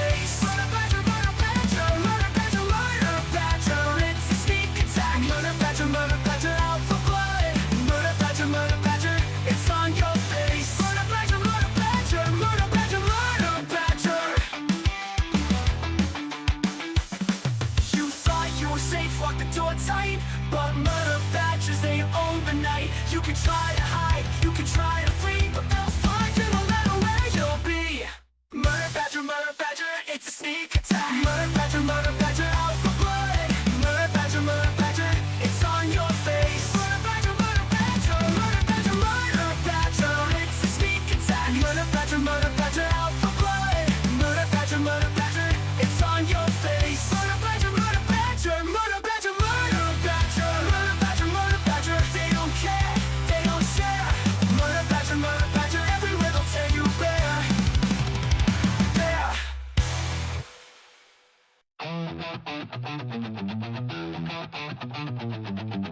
They were locked up for a reason, but the world ran out of heroes. So now, you roll with what you got, kicking down doors with a holy grin, silver tongues and a dozen sins. Wrong side of justice, right side of fate. No time to ask, we're already late. We ain't your chosen, we ain't your knight, but we shine damn bright when the world ignites. And we roll for trouble, we play to win. Out of the cells and into the spin. We're taking chances, bending fate. The last bad call on heaven's slate. Roll for trouble, that's our cue. You want a miracle? We'll do. Hey. Knight lost his banner, but swings just fine. Rogue's got charm and a five-step crime. Druids growling and warlocks curse. Clerics smiling, which is the worst. Call us mad, call us last, but we hit back hard and we hit back fast. We roll for trouble, we play to win. Out of the cells and into the spin. We're taking chances, bending fate. The last bad call on heaven's slate.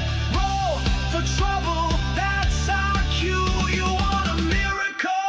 We'll do.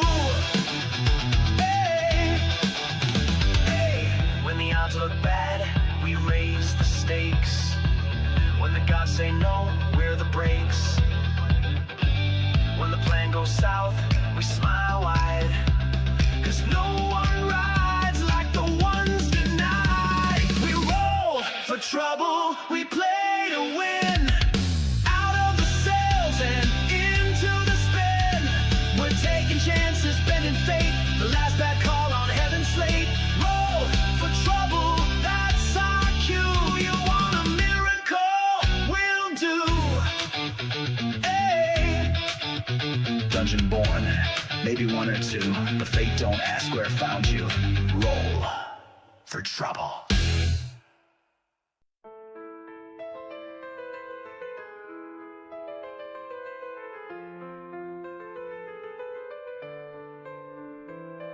Awaken me in shadows deep. From endless night I rise and creep.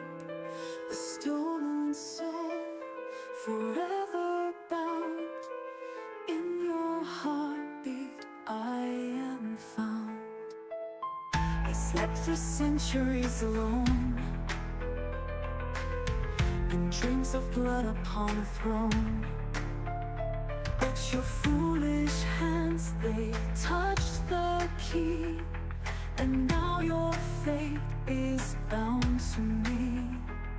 Through darkness I was once set free. Now I drag you into misery. I am the shadow in your sight, the curse that haunts the endless night. Your hero fell beneath my bite. Back right in the middle of that. Ha ha ha. Biscuits and gravy. Into old Don John Raskins. Years ago, after the eruption of Mount Hottentow, the city of Neverwinter continued to rebuild itself after the destructions wrought by that event. Loggers have set up camps all along this here river. I lose the voice like really fast. Where the flows out of Neverwinter Wood, using the river to transport logs to the city. One particular camp, one that we're heading to here in a second, located on the south side of the river, is run by a craven craven opportunist named Tiber Western. And I tell you what, he's related to that guy trying to become the new mayor. He was ousted a long time ago by the Strongholdians, or the Strongholds of the Duchy of Skyreach. I don't know. You guys are new hotness. They're old and busted. New He gets his supplies from the Fandolin, an old Barthen himself. But seems to that supply chain is running dry. Old Tiber has bigger problems of late. It seems like maybe maybe some nefarious orcs or somebody probably started messing with them. And you guys are just kind of trucking along, and old Ding Dong Johnson is he's eating a rope of like sausages. You know what I mean? The student classic cartoon, prospector stuff. He's got one of them smoke lantern kind of things, and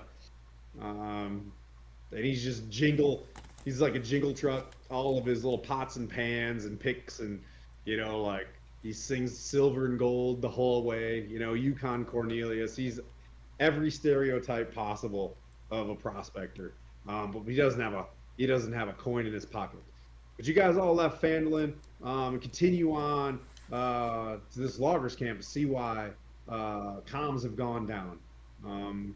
You guys, he lets you know, he's like, oh, well, I can feel in my bones we must be getting close to that river. I get the arthritis in my knees when the big old flow of the Neverwinter River gets close to me. And you can feel it, the moisture in the air. as he moves up, and there's big, tall, thick Neverwinter pines crackling, and the wind is kind of blowing, and there's a little bit of chill in the air. He's like, once you get underneath here pines, it gets a little bit cooler, but not this cool. Interesting behaviors. I don't know, maybe somebody wants to run a perception check. And he kind of keeps on keeping on. Is that where the gold? Is that where the gold is? Yeah. Gold. Yeah. No. There's gold The only in gold there. here is them sweet Neverwinter pines that they drag out of here. I'm just enthralled by his stories. Like, there's zero perception from me. I'm just I will like, do a perception check. Okay. Oh, that is a 24. Good. So he's just yapping. You're hearing Cervantes kind of, just these soliloquies about turnips and just straight, pompous stuff, like going back and forth. But he's doing his best. Cervantes has the spirit. Ignatius, he's got like 2 pieces of cloth in his ears, trying to not listen to what's going on, but also trying to perceive. Brody being stoic, kind of behind and looking off to what Cervantes has been up to, and Silas just being like super empathetic, listening and smiling, but he's just getting tired of talking back to Don John Raskins as he's sitting up front. He's almost got like a tension headache from talking. But this is kind of where you guys find yourself in the stack. But Phailani, you're sitting there, and you kind of look ahead, and you see a lot of light on through the trees. Where as you get closer, you can tell that there is some pretty solid deforestation, where it's just stump after stump, and it just kind of gives you some unease where they're cutting, where they're like aggressively cutting here. So I would say, based on your perception check, they gotta cut this operation. Like, they're in it for the money themselves. It's not the most unholy thing in the world, but it is definitely not. You can tell that there's not a druid in these here parts. You instantly, through your 24 check, which I do, is you now get advantage because you rolled over a 20 in this forest. Things are going to come easy to you for a while. You can tell by the migrations, by the way, the moss is settling against the trees and things like that, that the forest is not happy in this spot. You're definitely within the realms of being able to, like probably influence them to stop or tell someone to stop, but they haven't been told to stop at all. They've been just going hard in the paint out here for a long time. But you're not seeing any traffic going out. Your perception check is also letting you know that the weather is unusually cold where you're at, but it's in the 60s, but it should definitely never break below the 70s, 80s in this, you know what I mean, at 4 p.m. You know what I mean, in the Ferunian June. You know what I mean, like where you're at, the Forgotten Realmsian June. I'm sure it's like the month of the broken, like Tabard or something like that. I don't Ed Greenwood that good. I'm trying my best, but What's up, Raiders? Hey, Raiders. Tabletop Misfits. We're definitely not about to go into combat, so don't keep watching. Uh, so as the music changes, no, I'm just kidding. You get the sense as you look forward, there's no movement in this camp at all. For as much foresting is going on, for as many carts that are sitting there, you see several tents. A couple tents have fallen over. There is a burnt down hard stand structure in the center of the camp that's not even smoldering anymore. Like it's been burnt to the ground. You see a chimney kind of sitting there. You see one building still standing, and then off to the left of that, as you're getting closer, you can hear the rush of the river before you. You see another two like burnt down structures or collapsed structures, but the tents seem completely quiet as you drive up. But there is something with your 24. There's something definitely wrong here. The critters are not in this camp. The critters are behind you. Does that make sense? Mhm. Like normal squirrels and shit that would like to roll around in a place like this aren't even here. But it looks, Yeah, so on a normal eye, it looks like empty. But to you, too empty. Make sense? yeah, so I'll let the rest of my party know that it is unusually and unsettling it being quiet like this. There's not an animal around. There's no person speaking. Something happened here. Be on As your you guard. look closer, it's not necessarily burnt down. The logging camp spreads along the south shore of a river where dozens of tents are arranged on a sandy beach. Near a dock stands a cabin with logs stacked under an awning. Older cabins close by have been torn down to leave only a stone chimney in its foundations, and that grim silence still permeates.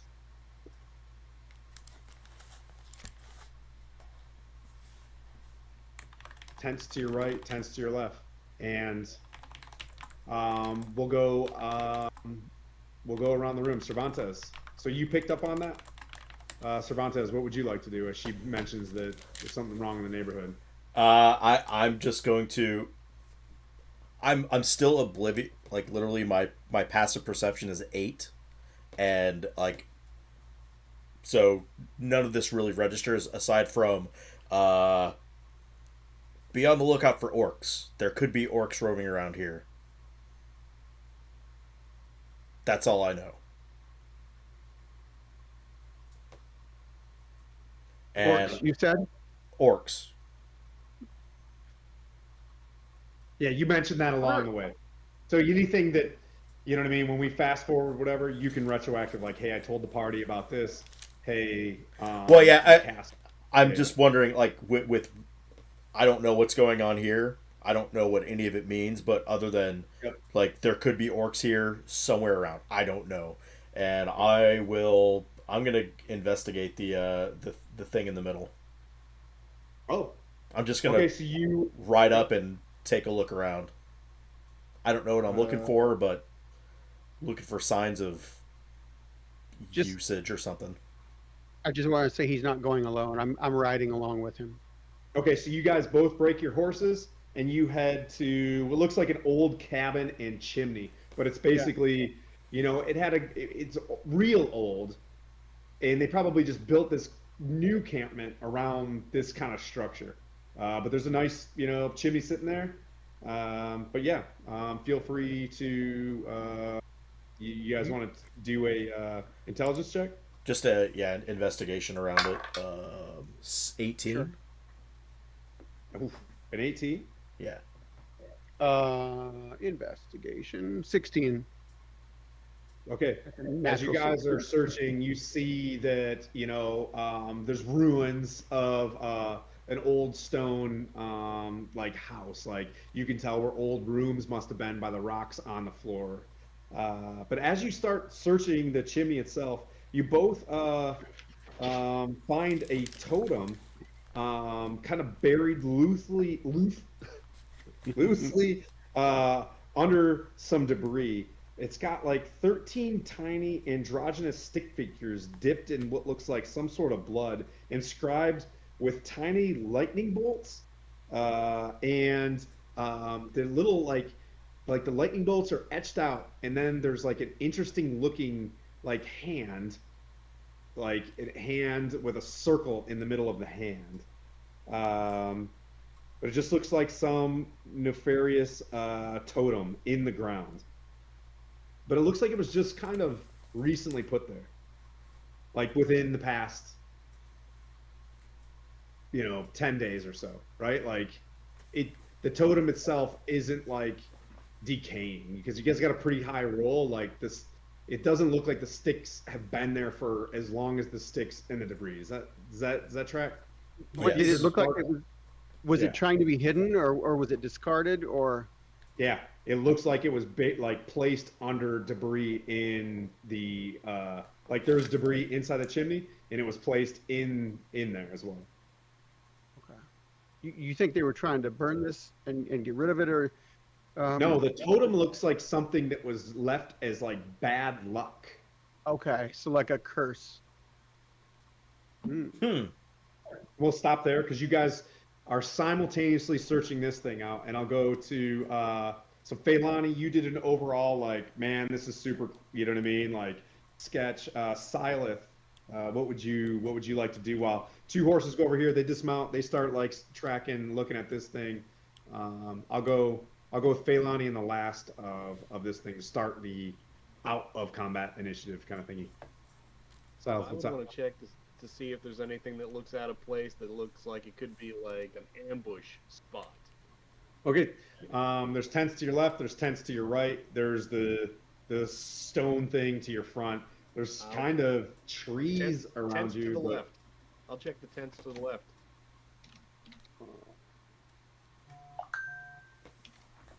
I don't want to butt in on anyone's turn, but can I just if Yeah. I'll follow along to the tents on the left. I'll just so no one's alone. and Feilani. I would like to head to where the cut down trees were, and do some investigation over there.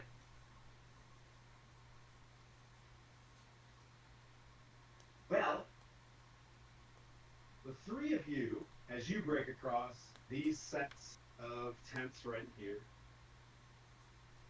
begin to move, and you, Feilani, with your extraordinary insight check as you walk in here. The two of them hop out the cart. They start moving towards the tent.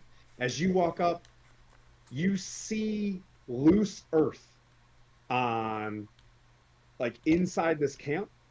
And then as you see the loose earth near Silith and then Ignatius, you see the earth, like, slide in, almost like quicksand, and then bursts out these massive, like, ant-looking creatures.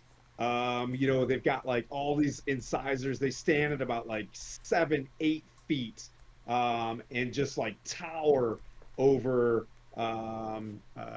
Ignatius and Silith in the spot. And then we'll roll initiative as I set up the map real quick. Can I see you two dudes on the map? Are you guys good with how the map looks when I set these two critters out here? I think so. Sure. One sec. I can zoom in. So, Feilani, you're kind of Okay. one bursts out in front of him, and then one bursts out next to Ignatius. And I can zoom in as well. Wish I could fly.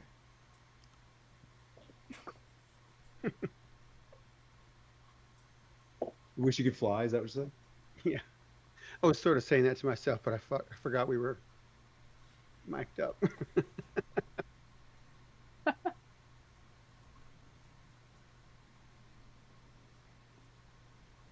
That'd be a really cool ability. Ignatius, you see the. It's kind of hard to see this monster. I'll move it into a different spot. I can see it. I can see You it. see it? I'll move the horse's Yeah. butts. The horses go, and they run away. They're like they ants. say- No way. Huh? I said they were like ants. No way. We're moving. Well, Oh, that was the horses. like ants.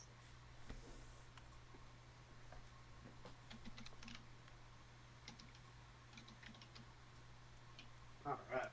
So, initiative. Anybody above 20? Oh.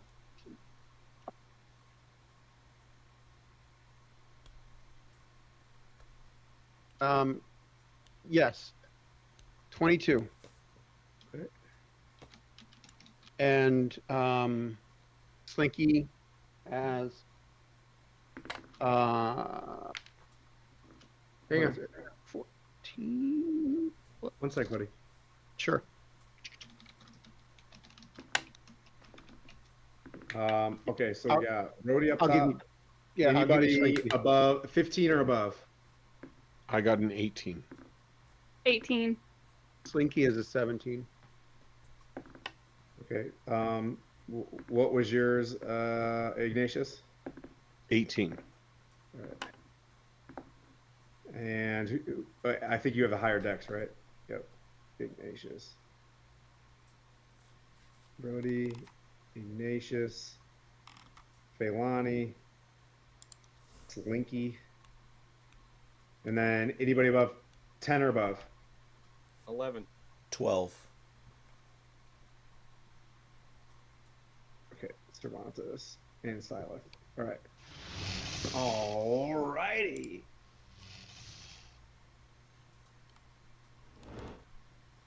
All right, so these things burst out of the ground. Brody, you are probably. You see these things attack out the corner of your eye. You see one probably 20 feet from you. Okay. Can you see your character? Yes. Yep. I'm okay. going. So it's kind of hidden behind the looks like the big furnace thing that we're facing. Is there a is that like a doorway or Sure. that he can see through to the left? Yeah. Okay. Yeah, it's not even like that high. All that stuff is like Oh, okay. half cover, 3/4 cover stuff. Okay. Then I want to shoot the one that's sort of more in the center of the group with an Eldritch Blast. Okay. I just want to say it's been 2 years I've had these minis, and I finally get to use my onkegs. All right. So that would be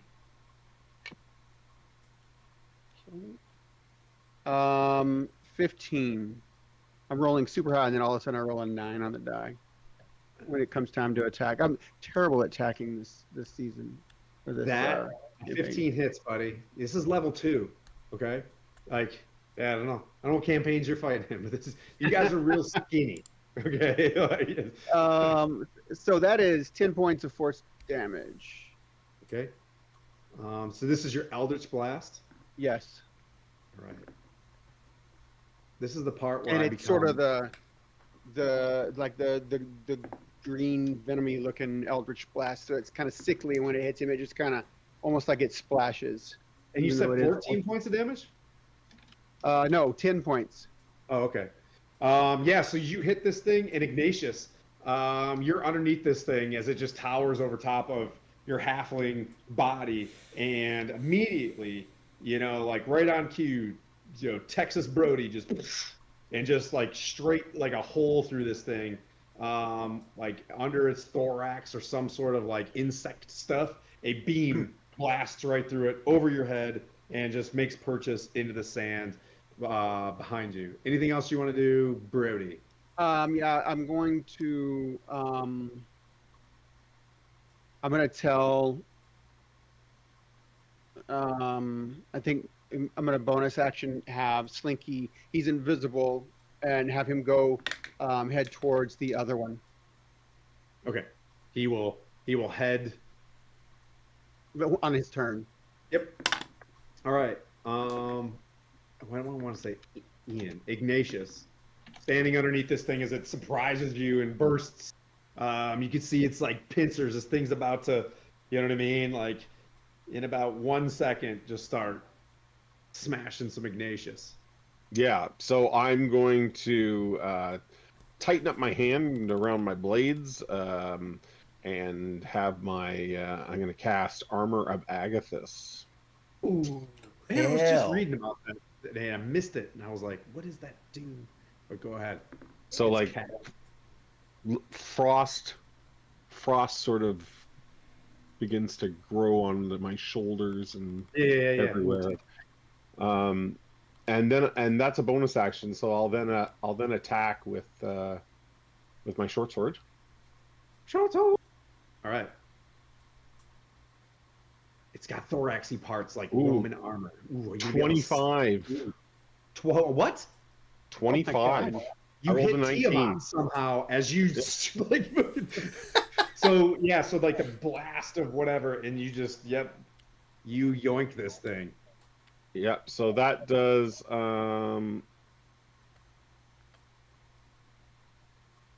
8 points of damage.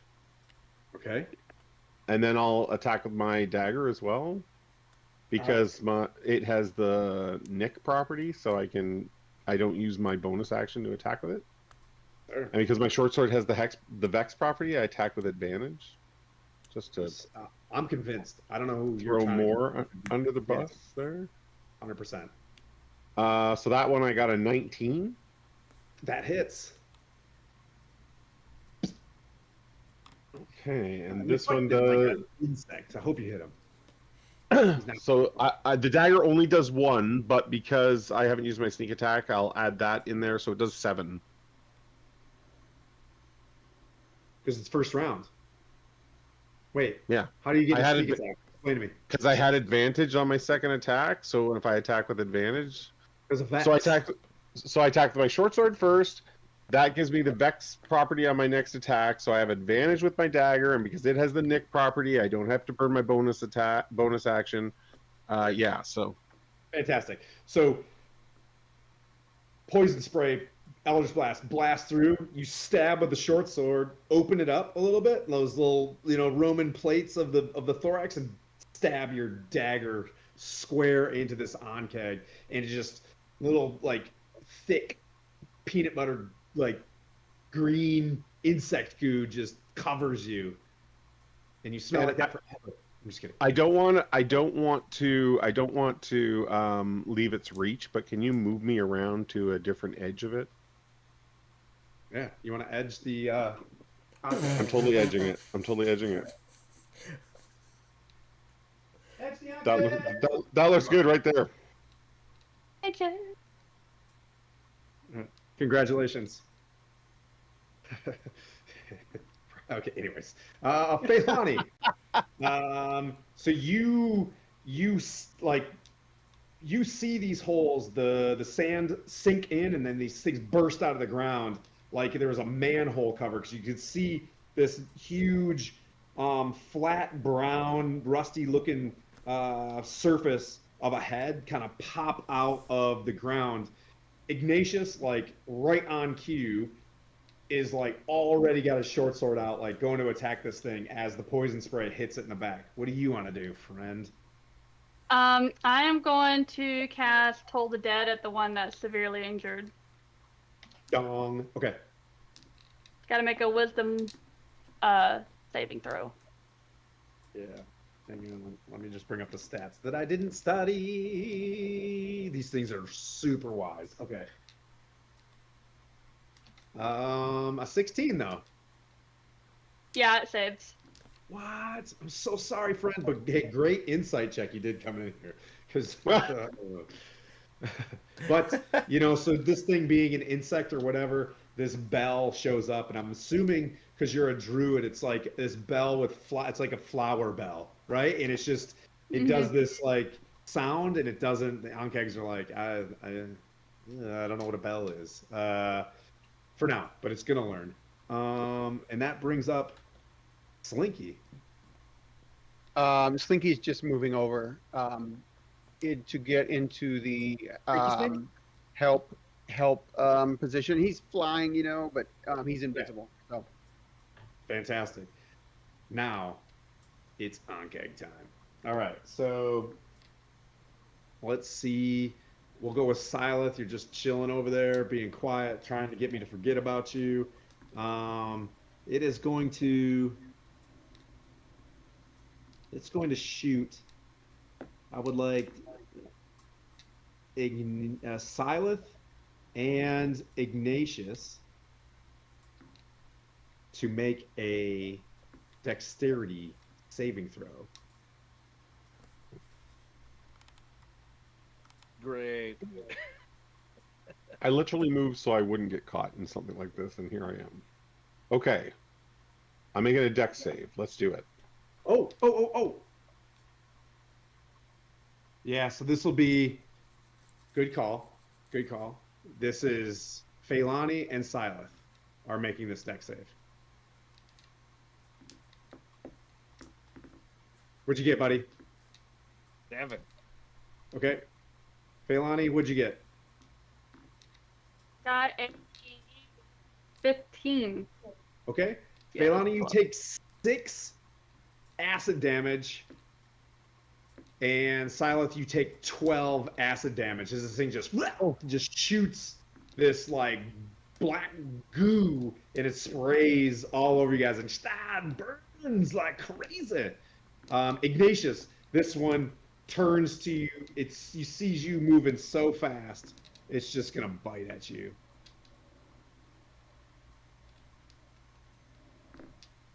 Oh no! So that's gonna be a 14 to hit. Nope, That it's does not 14 to hit. It Does not hit. It just tries to bite you and miss, and that brings up Cervantes with Silith on deck. Would I? Oh, you. No, I. What are you trying to do? No. As you say, describe to me the roof No. in the. No. I'm just trying, which one. I'm trying to think which one I would go for. I'm just gonna go for the one that is going for Ignatius. cute one. Yeah, the cute Okay. one. Yeah.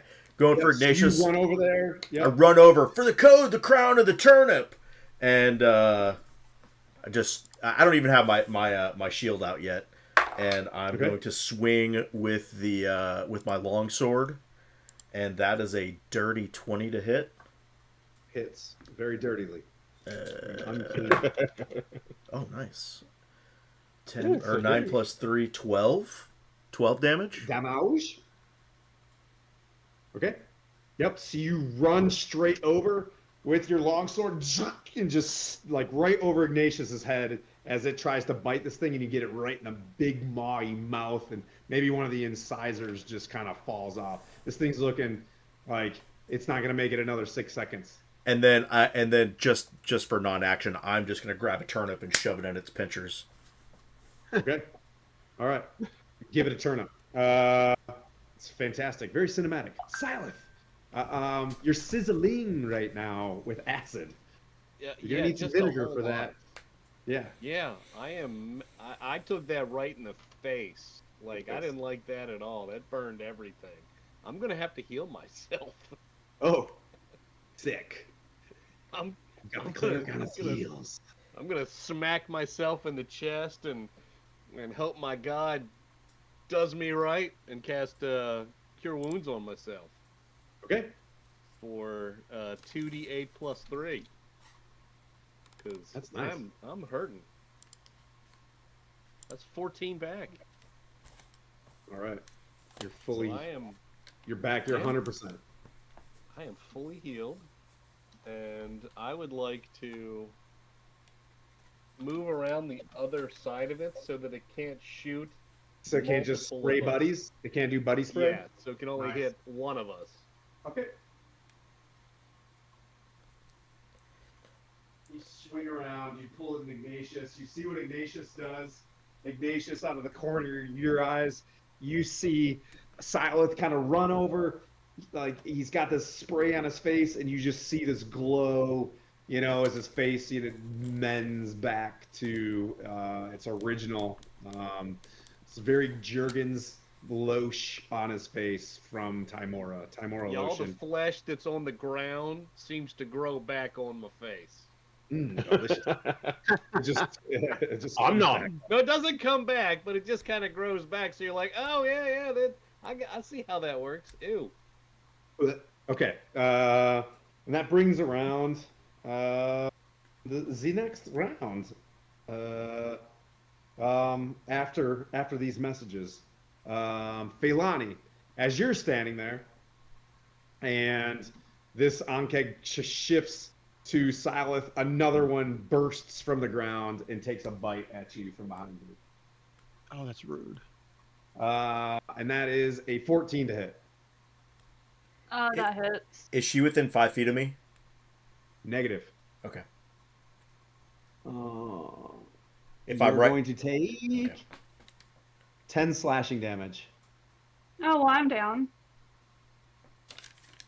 So you guys see this thing burst out of the ground, bite her, and she falls. Silith. Timora calls.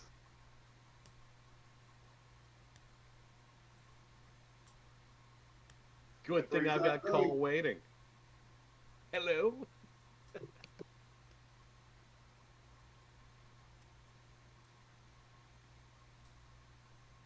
Brody, go. I'm going the one that just popped up. Well, yeah, the one that just popped up. I'm going to hit it with Eldritch Blast. Okay. That is 17 to hit, Hits. and that'll be 8 points of force damage. Force. Yep. And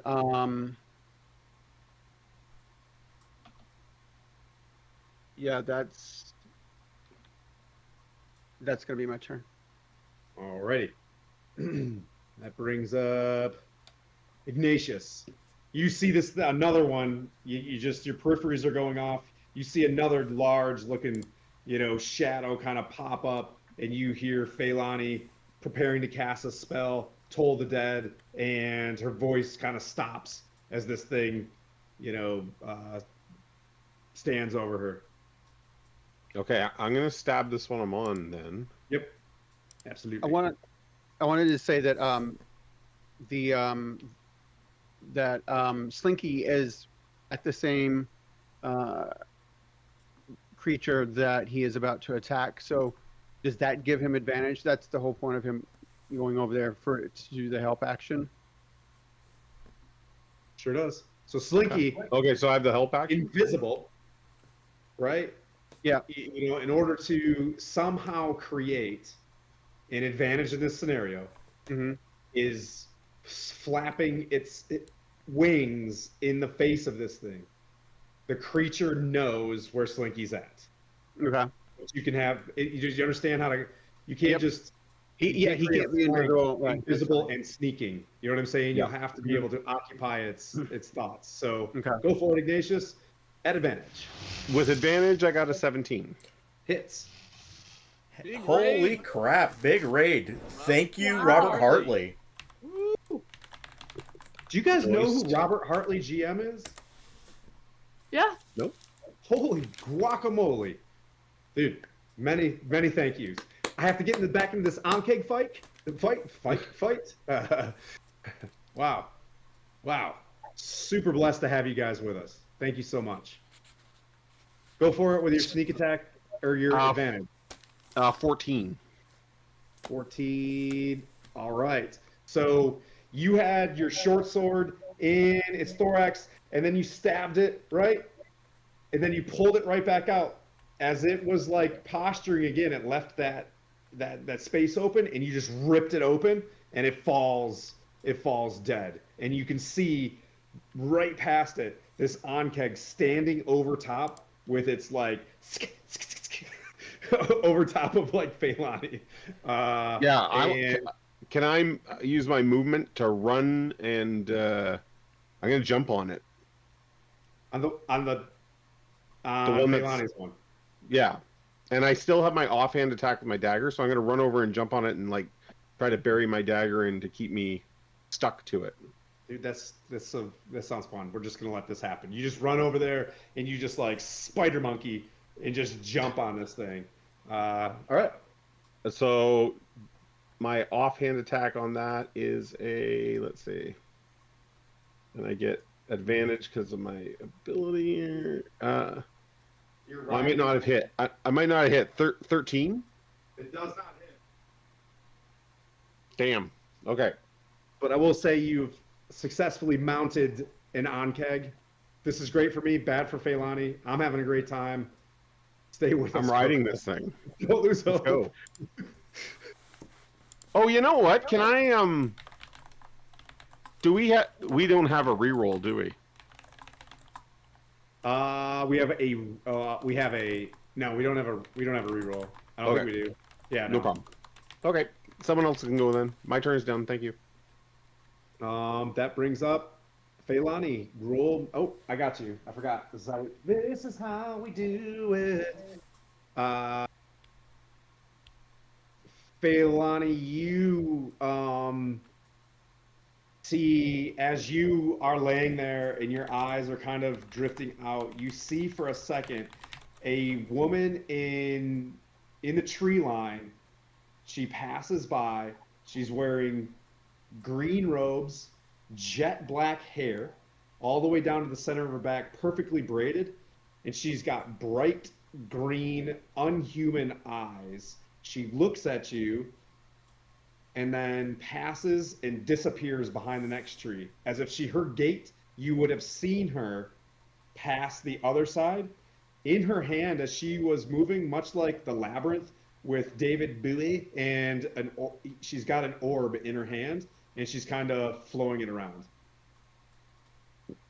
And then you don't know if that was like a fever dream of being unconscious or not at this point, but that's what you're experiencing.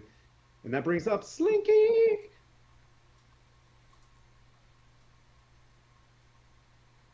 He is going to fly over, and I guess so. This one shouldn't know where he's at, right? No. Okay, he's going to fly over to that one, and help out with any attacks that Slink so that he can Vantage. get advantage. We're gonna Yes. call this Slink Vantage. All right, so you're Slink going Vantage. over there. All right, and this brings up Onkeg time. Onkeg with Ignatius on its back is just gonna take its little mantis guys and just start like swinging back at Ignatius. Does a 18 hit Ignatius? Yes, it does. That is 8 slashing. Okay. If the target is a large or smaller creature, it has the grappled condition. Okay. You are grappled. As Yes. this thing grabs you. And as it grabs me, my frost armor, my armor of Agathis, goes off, and it takes 5 frost damage. Ooh, okay. And you are also taking 1 poison damage from this thing in its grapples. Oh, okay. And that brings up the other Onkeg, who swings around looking for Silith. Tim, I should be standing in front of both of those onkegs, about 10 feet away from them. Oh, you're over there. Yeah. Yeah. I see you. I'll move you over there here in a second. Just so you know, if they want to come to me, that's all I'm saying. Understood. I'll move you over there right after this move. It moves its like big, you know what I mean, dome-looking head. You know, it looks like Lord Helmet. You know, and it's just like poor you, and it tries to bite you. It doesn't say that because it's an insect thingy, and it misses like a champ, unless a 10 hits. Does a 10 hit? Silith? Nope. No. All right. That brings up. I hope not. Brings up Brody. Grief, no. I am going to hit it with an Eldritch Blast. Wait, I'm gonna put you over here. You're Okay. blasted. wait, it should be me. Because me Okay. and Silent haven't gone yet. Oh shit! We're I'm last, sorry, though. buddy. I'm sorry. Cervantes, go for it. Seeing Ivy. Phailani fall, I pull off the shield. And I hear me, gods! If ever I was twice blessed, then grant me a third. Let her stand again. And I run up and bash the Ankeg with Ignatius on the top. And I was gritting. I was like, by the sacred code, I swear, if she is taken from us, I will smite the heavens until they blink. And I hit it with my long sword. 19 to hit. Yeah, sure, for sure. And you're going after Phailani's one? Yes. Okay. And that is 8 plus or 6 plus 3, 9. 9. Yeah, Alright. 9 slashing, and it has disadvantage on its next attack. And Okay. and then I'll yell to everybody, "To me, comrades, for honor, for Phailani!" Nice, dude. I'm in the thing's mouth going, shut up and kill it! Silent. All right, well, I'm running back around this one again Okay. to get to Phailani. You get in. They're close enough where you can touch Phailani if you go back Yeah. around. Okay. Yeah, so I'm gonna go over there. You got to do the Zoidberg dance though to get around this thing. You got to be like, nee, nee, nee, nee, nee, and just like, scooch. That's not Could what you do the 18 dance charisma again? does. No. Thank you. One more time.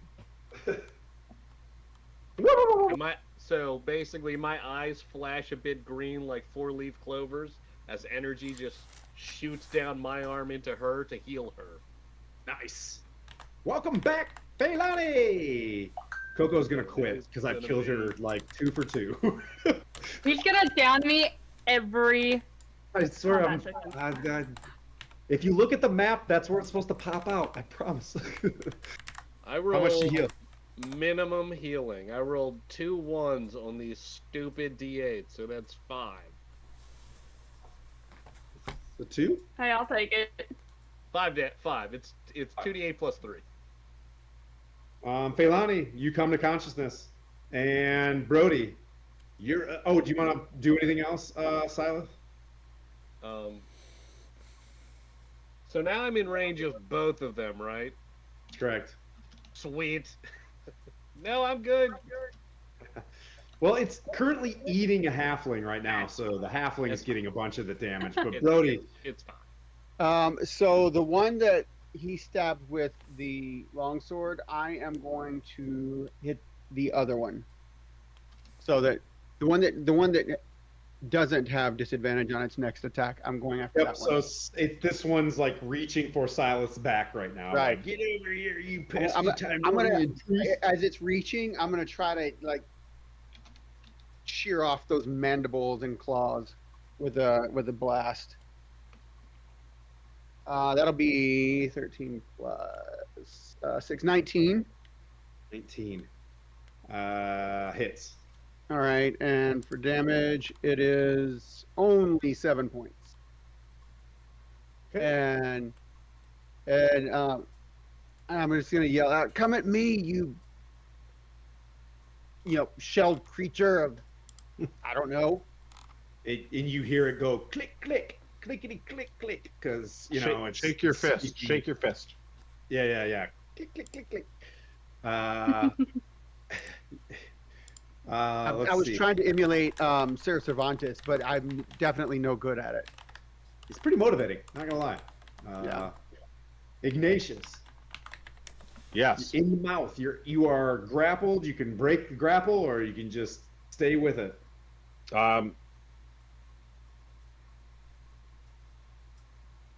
I feel like I should just keep stabbing. Okay. This might not be a good idea. Yeah, I'm just gonna stab. I don't have advantage on this, or is the little helper here? He's helping. He's out right now. His goal is to help you because it's important for the rogue to have advantage.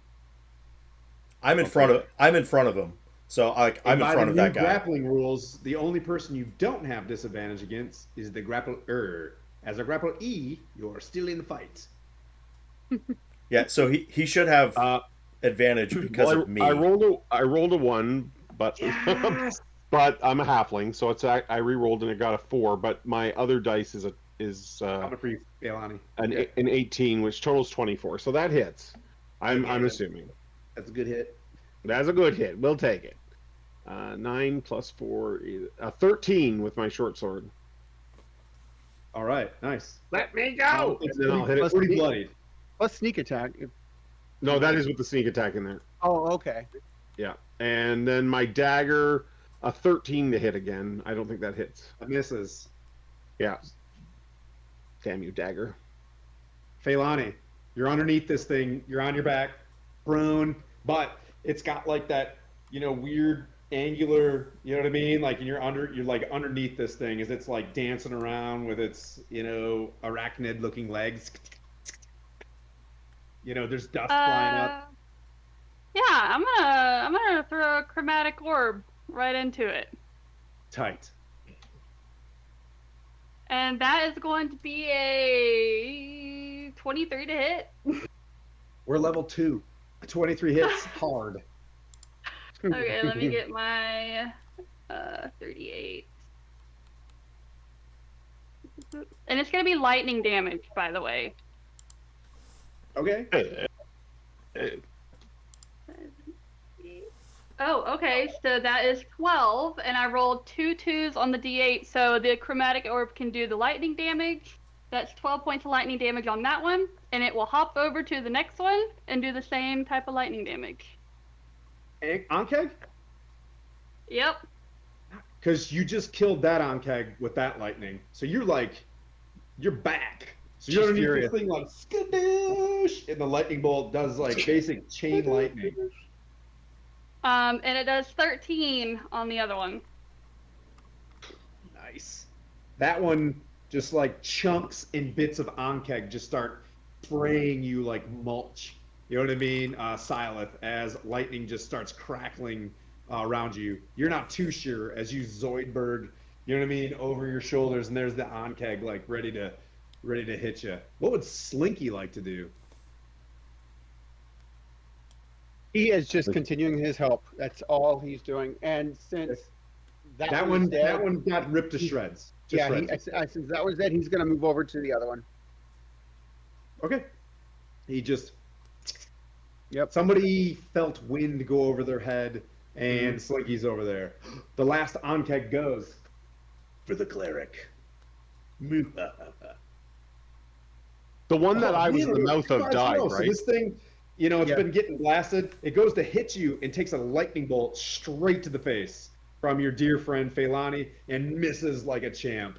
And that brings up Cervantes. I turn to see it take the lightning to the face, and I yell, "Your quarrel is now with me, and I am exhausting," and just smack it with my short sword or long sword again, or not again, but with this one. Shit, man, I'm on fire tonight. 24 to hit. That's a good one. I do that. Min. That's min damage. So that's hold on, that was wrong. 3 plus 3, 6, and I'm gonna action surge. And action surge, and just yell, and you'll take another turnip to the face. 17 to hit. Hits. And takes another 7. Okay. And you're rolling an 8-sided for this longsword because you got your shield out, correct? Yep. Okay. Oh, how do you want to do this? That last 7 did it. So your action surge just comes in, and I don't want to steal your thunder. No, so I pull out I have the shield. No, I just go straight into his mouth, and I just yell inside, nice. "By turnip and truth, It's doing this. I kill thee." Nice. It's totally killed. As it falls, you hear, "Help! from that cabin that was, let me back out.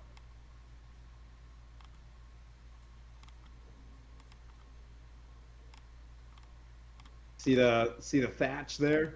You hear a scream from it like, help! And Silas, well, Servanas, you want to run? Or, I probably didn't hear that. oh, no, you did. You 100% did. Oh, That was me saying, everybody help! Yeah, yeah. like yeah, I wouldn't even think about it. I would just run over because Oh, you're heading over. All yeah. right. Yeah, so you'll just use your 30 feet. You're on the other side of the chimney right now. You're just trucking over there, leaving on keg all over the place. And that brings up Silent. So all the enemies are dead. Correct. Then I will run over where we heard the help yelling. You want dash? Yes.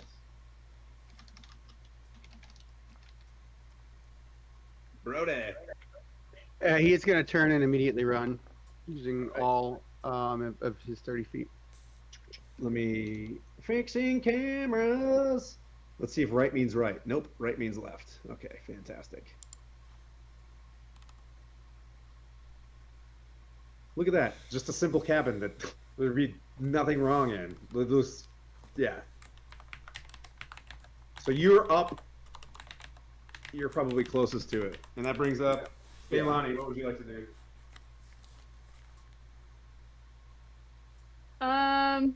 I'm gonna run where I heard the screaming.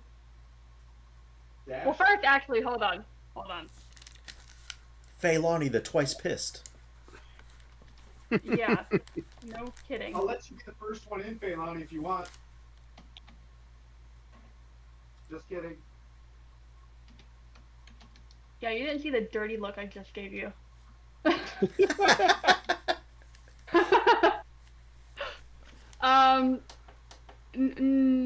I'm going to run where I heard the hearing, but I'm not going to immediately go in.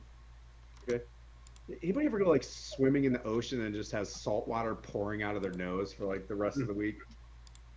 Yeah. The constant, like every once in a while, like just pure salt water coming out of I got like a bad face injury playing rugby, so like my sinus cavities all jacked up over here, and anytime I go in the ocean, just like whoop, straight salt water. Now, Tim, I got a question. Clear you for out. I see your shirt that says Dungeon Dad. Does Dad stand for Druids Always Die? Ha! Yeah, it does today. Yeah, That's a good one. I can't be mad at that. Man, thanks for everybody sticking around, coming in with Rob Hartley. That was amazing. Love having new guests here. So did you dash the whole way, dear sweet Feilani, who I don't target whatsoever, as a non-toxic, completely good dungeon master? Did you Yeah. I did full movement. Thank you with your 2 hit points. I love it. All right, let's see. I have 5. I'm sorry, Ignatius. I skipped you. What do you want to do? If everybody's running off to the cottage over there, I'm just going to stick my head in the tent and see if there's any supplies. Nice. Okay. Yeah, you see normal people stuff. You see backpacks, bedrolls,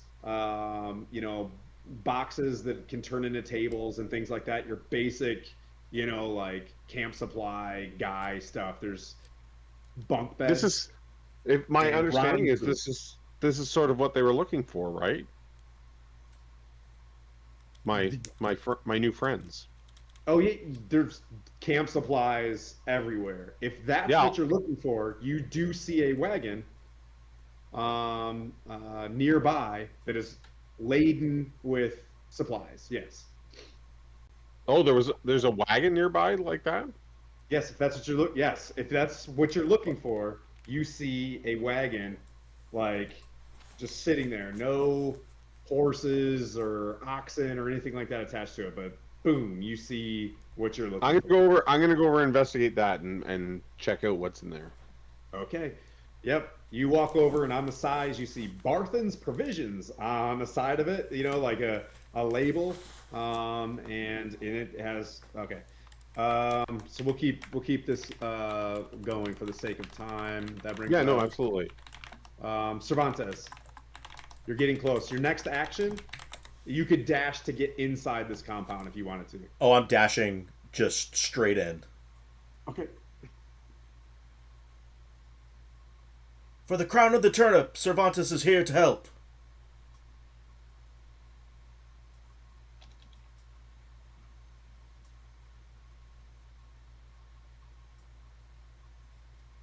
As you break in there, you see an overturned table, blocking a room. Right as soon as you walk in, and then there's this another onkeg like tearing at the sheetrock, which they have in the Forgotten Realms because there's so much magic that over the past couple years they have invented sheetrock from all the new artificers in the world. So it is starting to tear through the sheetrock, and it looks over at you, Cervantes. But you had dashed. You're only arriving. I'm just You know, I'm super there. tired, I'm there stuck to everything. I'm there to intercept whatever it's doing. Not today, fell hand. Strike me, for I am twice as blessed and twice as stubborn. And it looks over you and goes, click, click, clickety, click, click, click, in a very angry fashion. You have taunted it. Silith, you can make it. You can go in and actually attack. But there's probably... I would like to do that. Okay, so you guys are in front of its little mandibles. There you are, Silith. You're in there. What do you want to do? Can I hit it with a firebolt, or do I have to use my spear? Oh, for sure. Yes. Are you doing this from melee? Or are you doing this from range? I would prefer to do that on the way in if I see it, and then get into melee with it. If you're in there, you're in melee, pal. Well, then we're doing it. Yeah. On cake time. Let's Okay. go. All right, firebolt. You gonna throw me in there? You should definitely throw me in the building. Oh yeah, for sure. You're making me do PT here. I want to be where I die, if I'm gonna die. Okay, just.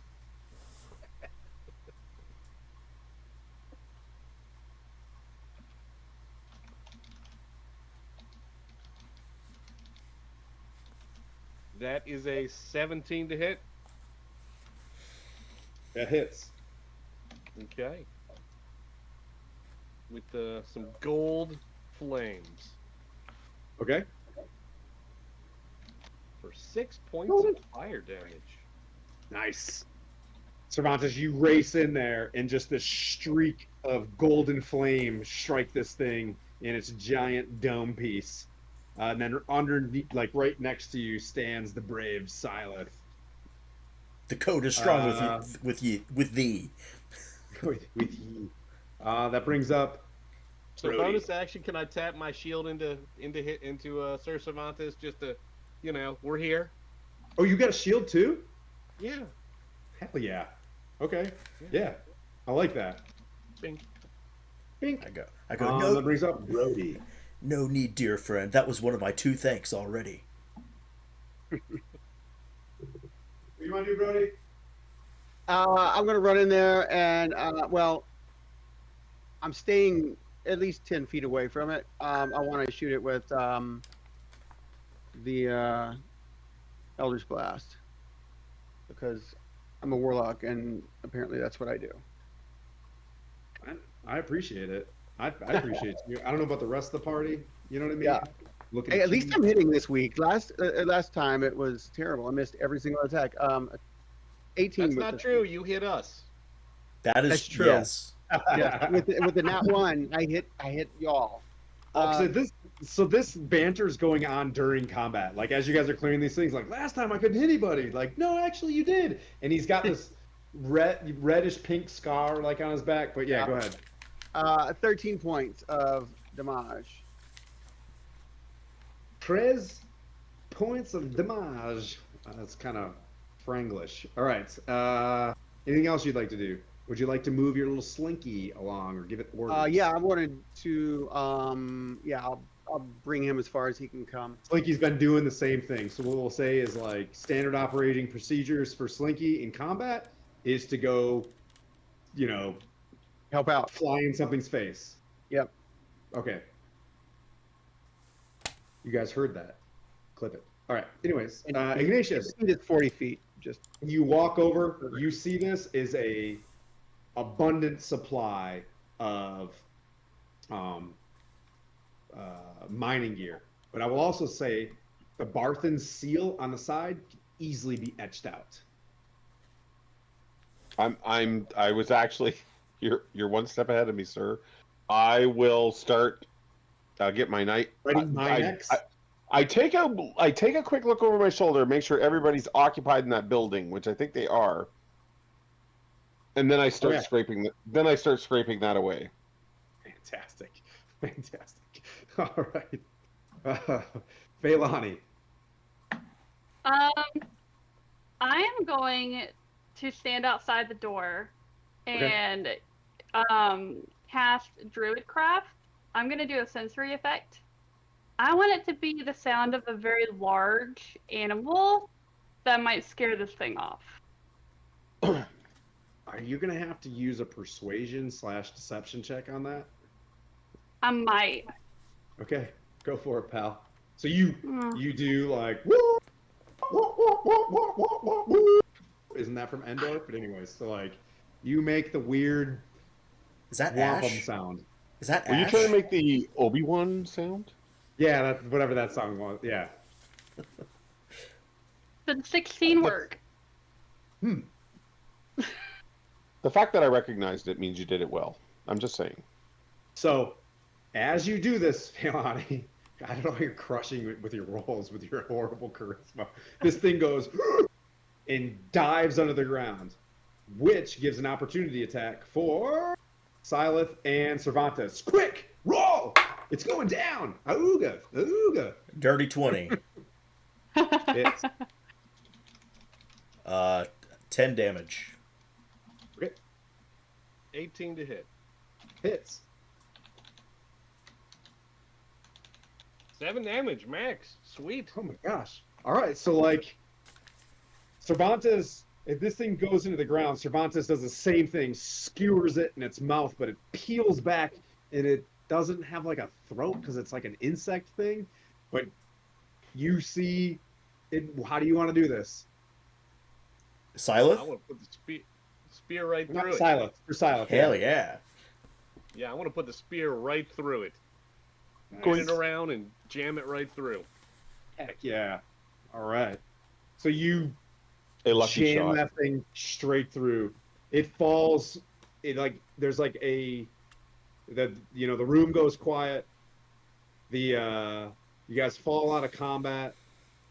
The silty kind of sand kind of folds around it as it just like slumps over. Switching. Did you say You lucky hear- shot? I follow the goddess of luck. Duh. That's why I said it and did the quotes. That's why I said it and did the quotes. I'll take it. You hear from behind a desk like these eyes. Timora be or Tyr or any of the gods be praised. Thank you so much. As this like just dirt covered, emaciated. He's got a red flannel on. And he's got maple leaf. Tattoo on his arm, and he's just like, "Thank you so much. You just saved me, eh?" And he walks over and begins to shake your hands for the sake of time, because we're getting so close. I'm gonna push through some interrogatives. Does that make sense? Okay. He basically lets you know 2 ugly cultists came through. They told us to give us a secret. I have no idea. They asked why we were here and where the Shrine of Sabras was. We told the little buggers to bugger off. They walked into this burnt cabin, and then, or not the burnt cabin, that stone place, they messed around with the chimney and then left. Later, these beasts exploded from the ground. The Anchorites, they're not following Talos anymore. They're following some sort of whispered guy or something along the ways of that. It was really weird. They got into our last rowboats and canoes and followed where that little gnome and that elf went. And that's where we'll pick up in the next session. I wanted to say that at this point, I think Brody would have looked at that little like totem thing and figured out what was going on, and he would have broken it. Oh yeah. You 100%. You could. Yep. You could break that. Anybody else want to do anything quick? Because I'm tracking Ignatius. You made good. As you look at this thing, matter of fact, just make a quick deception roll, because this is how this finishes up. 25. 25. Yeah. It is an exact replica of the Minex sign that you just carve really fast into the side of this thing, and it's just like perfect. And there are probably 500 gold pieces worth of supplies inside this thing. Definitely, you know what I mean? Like, there's a lot of good stuff. I'll be like, look, guys, we can take it back to the rightful owners in town. He seems a little bit too happy. I'm Vanna Whiting the cart. I'm like, dun, dun, dun, dun, dun, dun, dun, dun, dun. We'll say you crushed up the totem, which you get the sense that this would have broke whatever was called the pig's blood that was all over it was what was bringing these onkegs to this Right. place. So for all intents and purposes, the loggers camp is now functioning. You know, like the tabernacle that's inside is just like, hey, you know, like, oh, like, you know, you helped him out. He and Don John Raskin start talking about what to do next. These are all the montage and clothing. Silith and Cervantes, you did a fantastic job. Like, as you were fighting this thing, you noticed that Cervantes, you weren't hit. And as you look down at your shield, you can see a little bit of an aura of an attuned, where you're not necessarily attuned to it, but this is a +1 shield. What? Yes. Holy. It's got a, you know what I mean? Like, however long you take to get to Helm's Hold before this becomes unholy again. You know what I mean? Like, No, I gotcha. And Feilani, you do have a memory of a different person or humanoid that you had a vision of. Subject to that, it's been a night, and I appreciate you guys hanging out while I'm trying to push all these NPCs on you guys as we do the opening chapter, and I'm trying to give you guys so many breadcrumbs to kind of move along the way. So in the next session, you guys will be at the river that you know flows that way towards potentially the Shrine of Sabras. And if it makes you feel any better, this was a level 4 fight that you guys did at level 2, which makes you guys level 3. Oh, Nice. hell yeah. Sweet. It was a pretty tough one. Ask Feilani.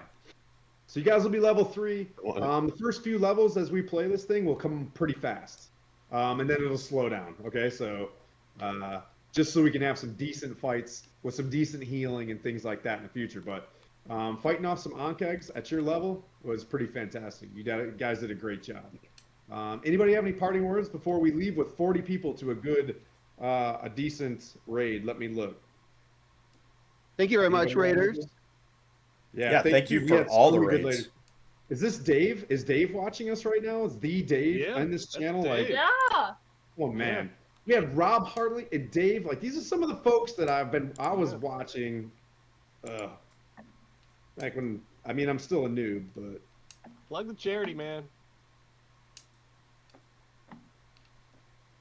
let's see. Man, I never. What's up?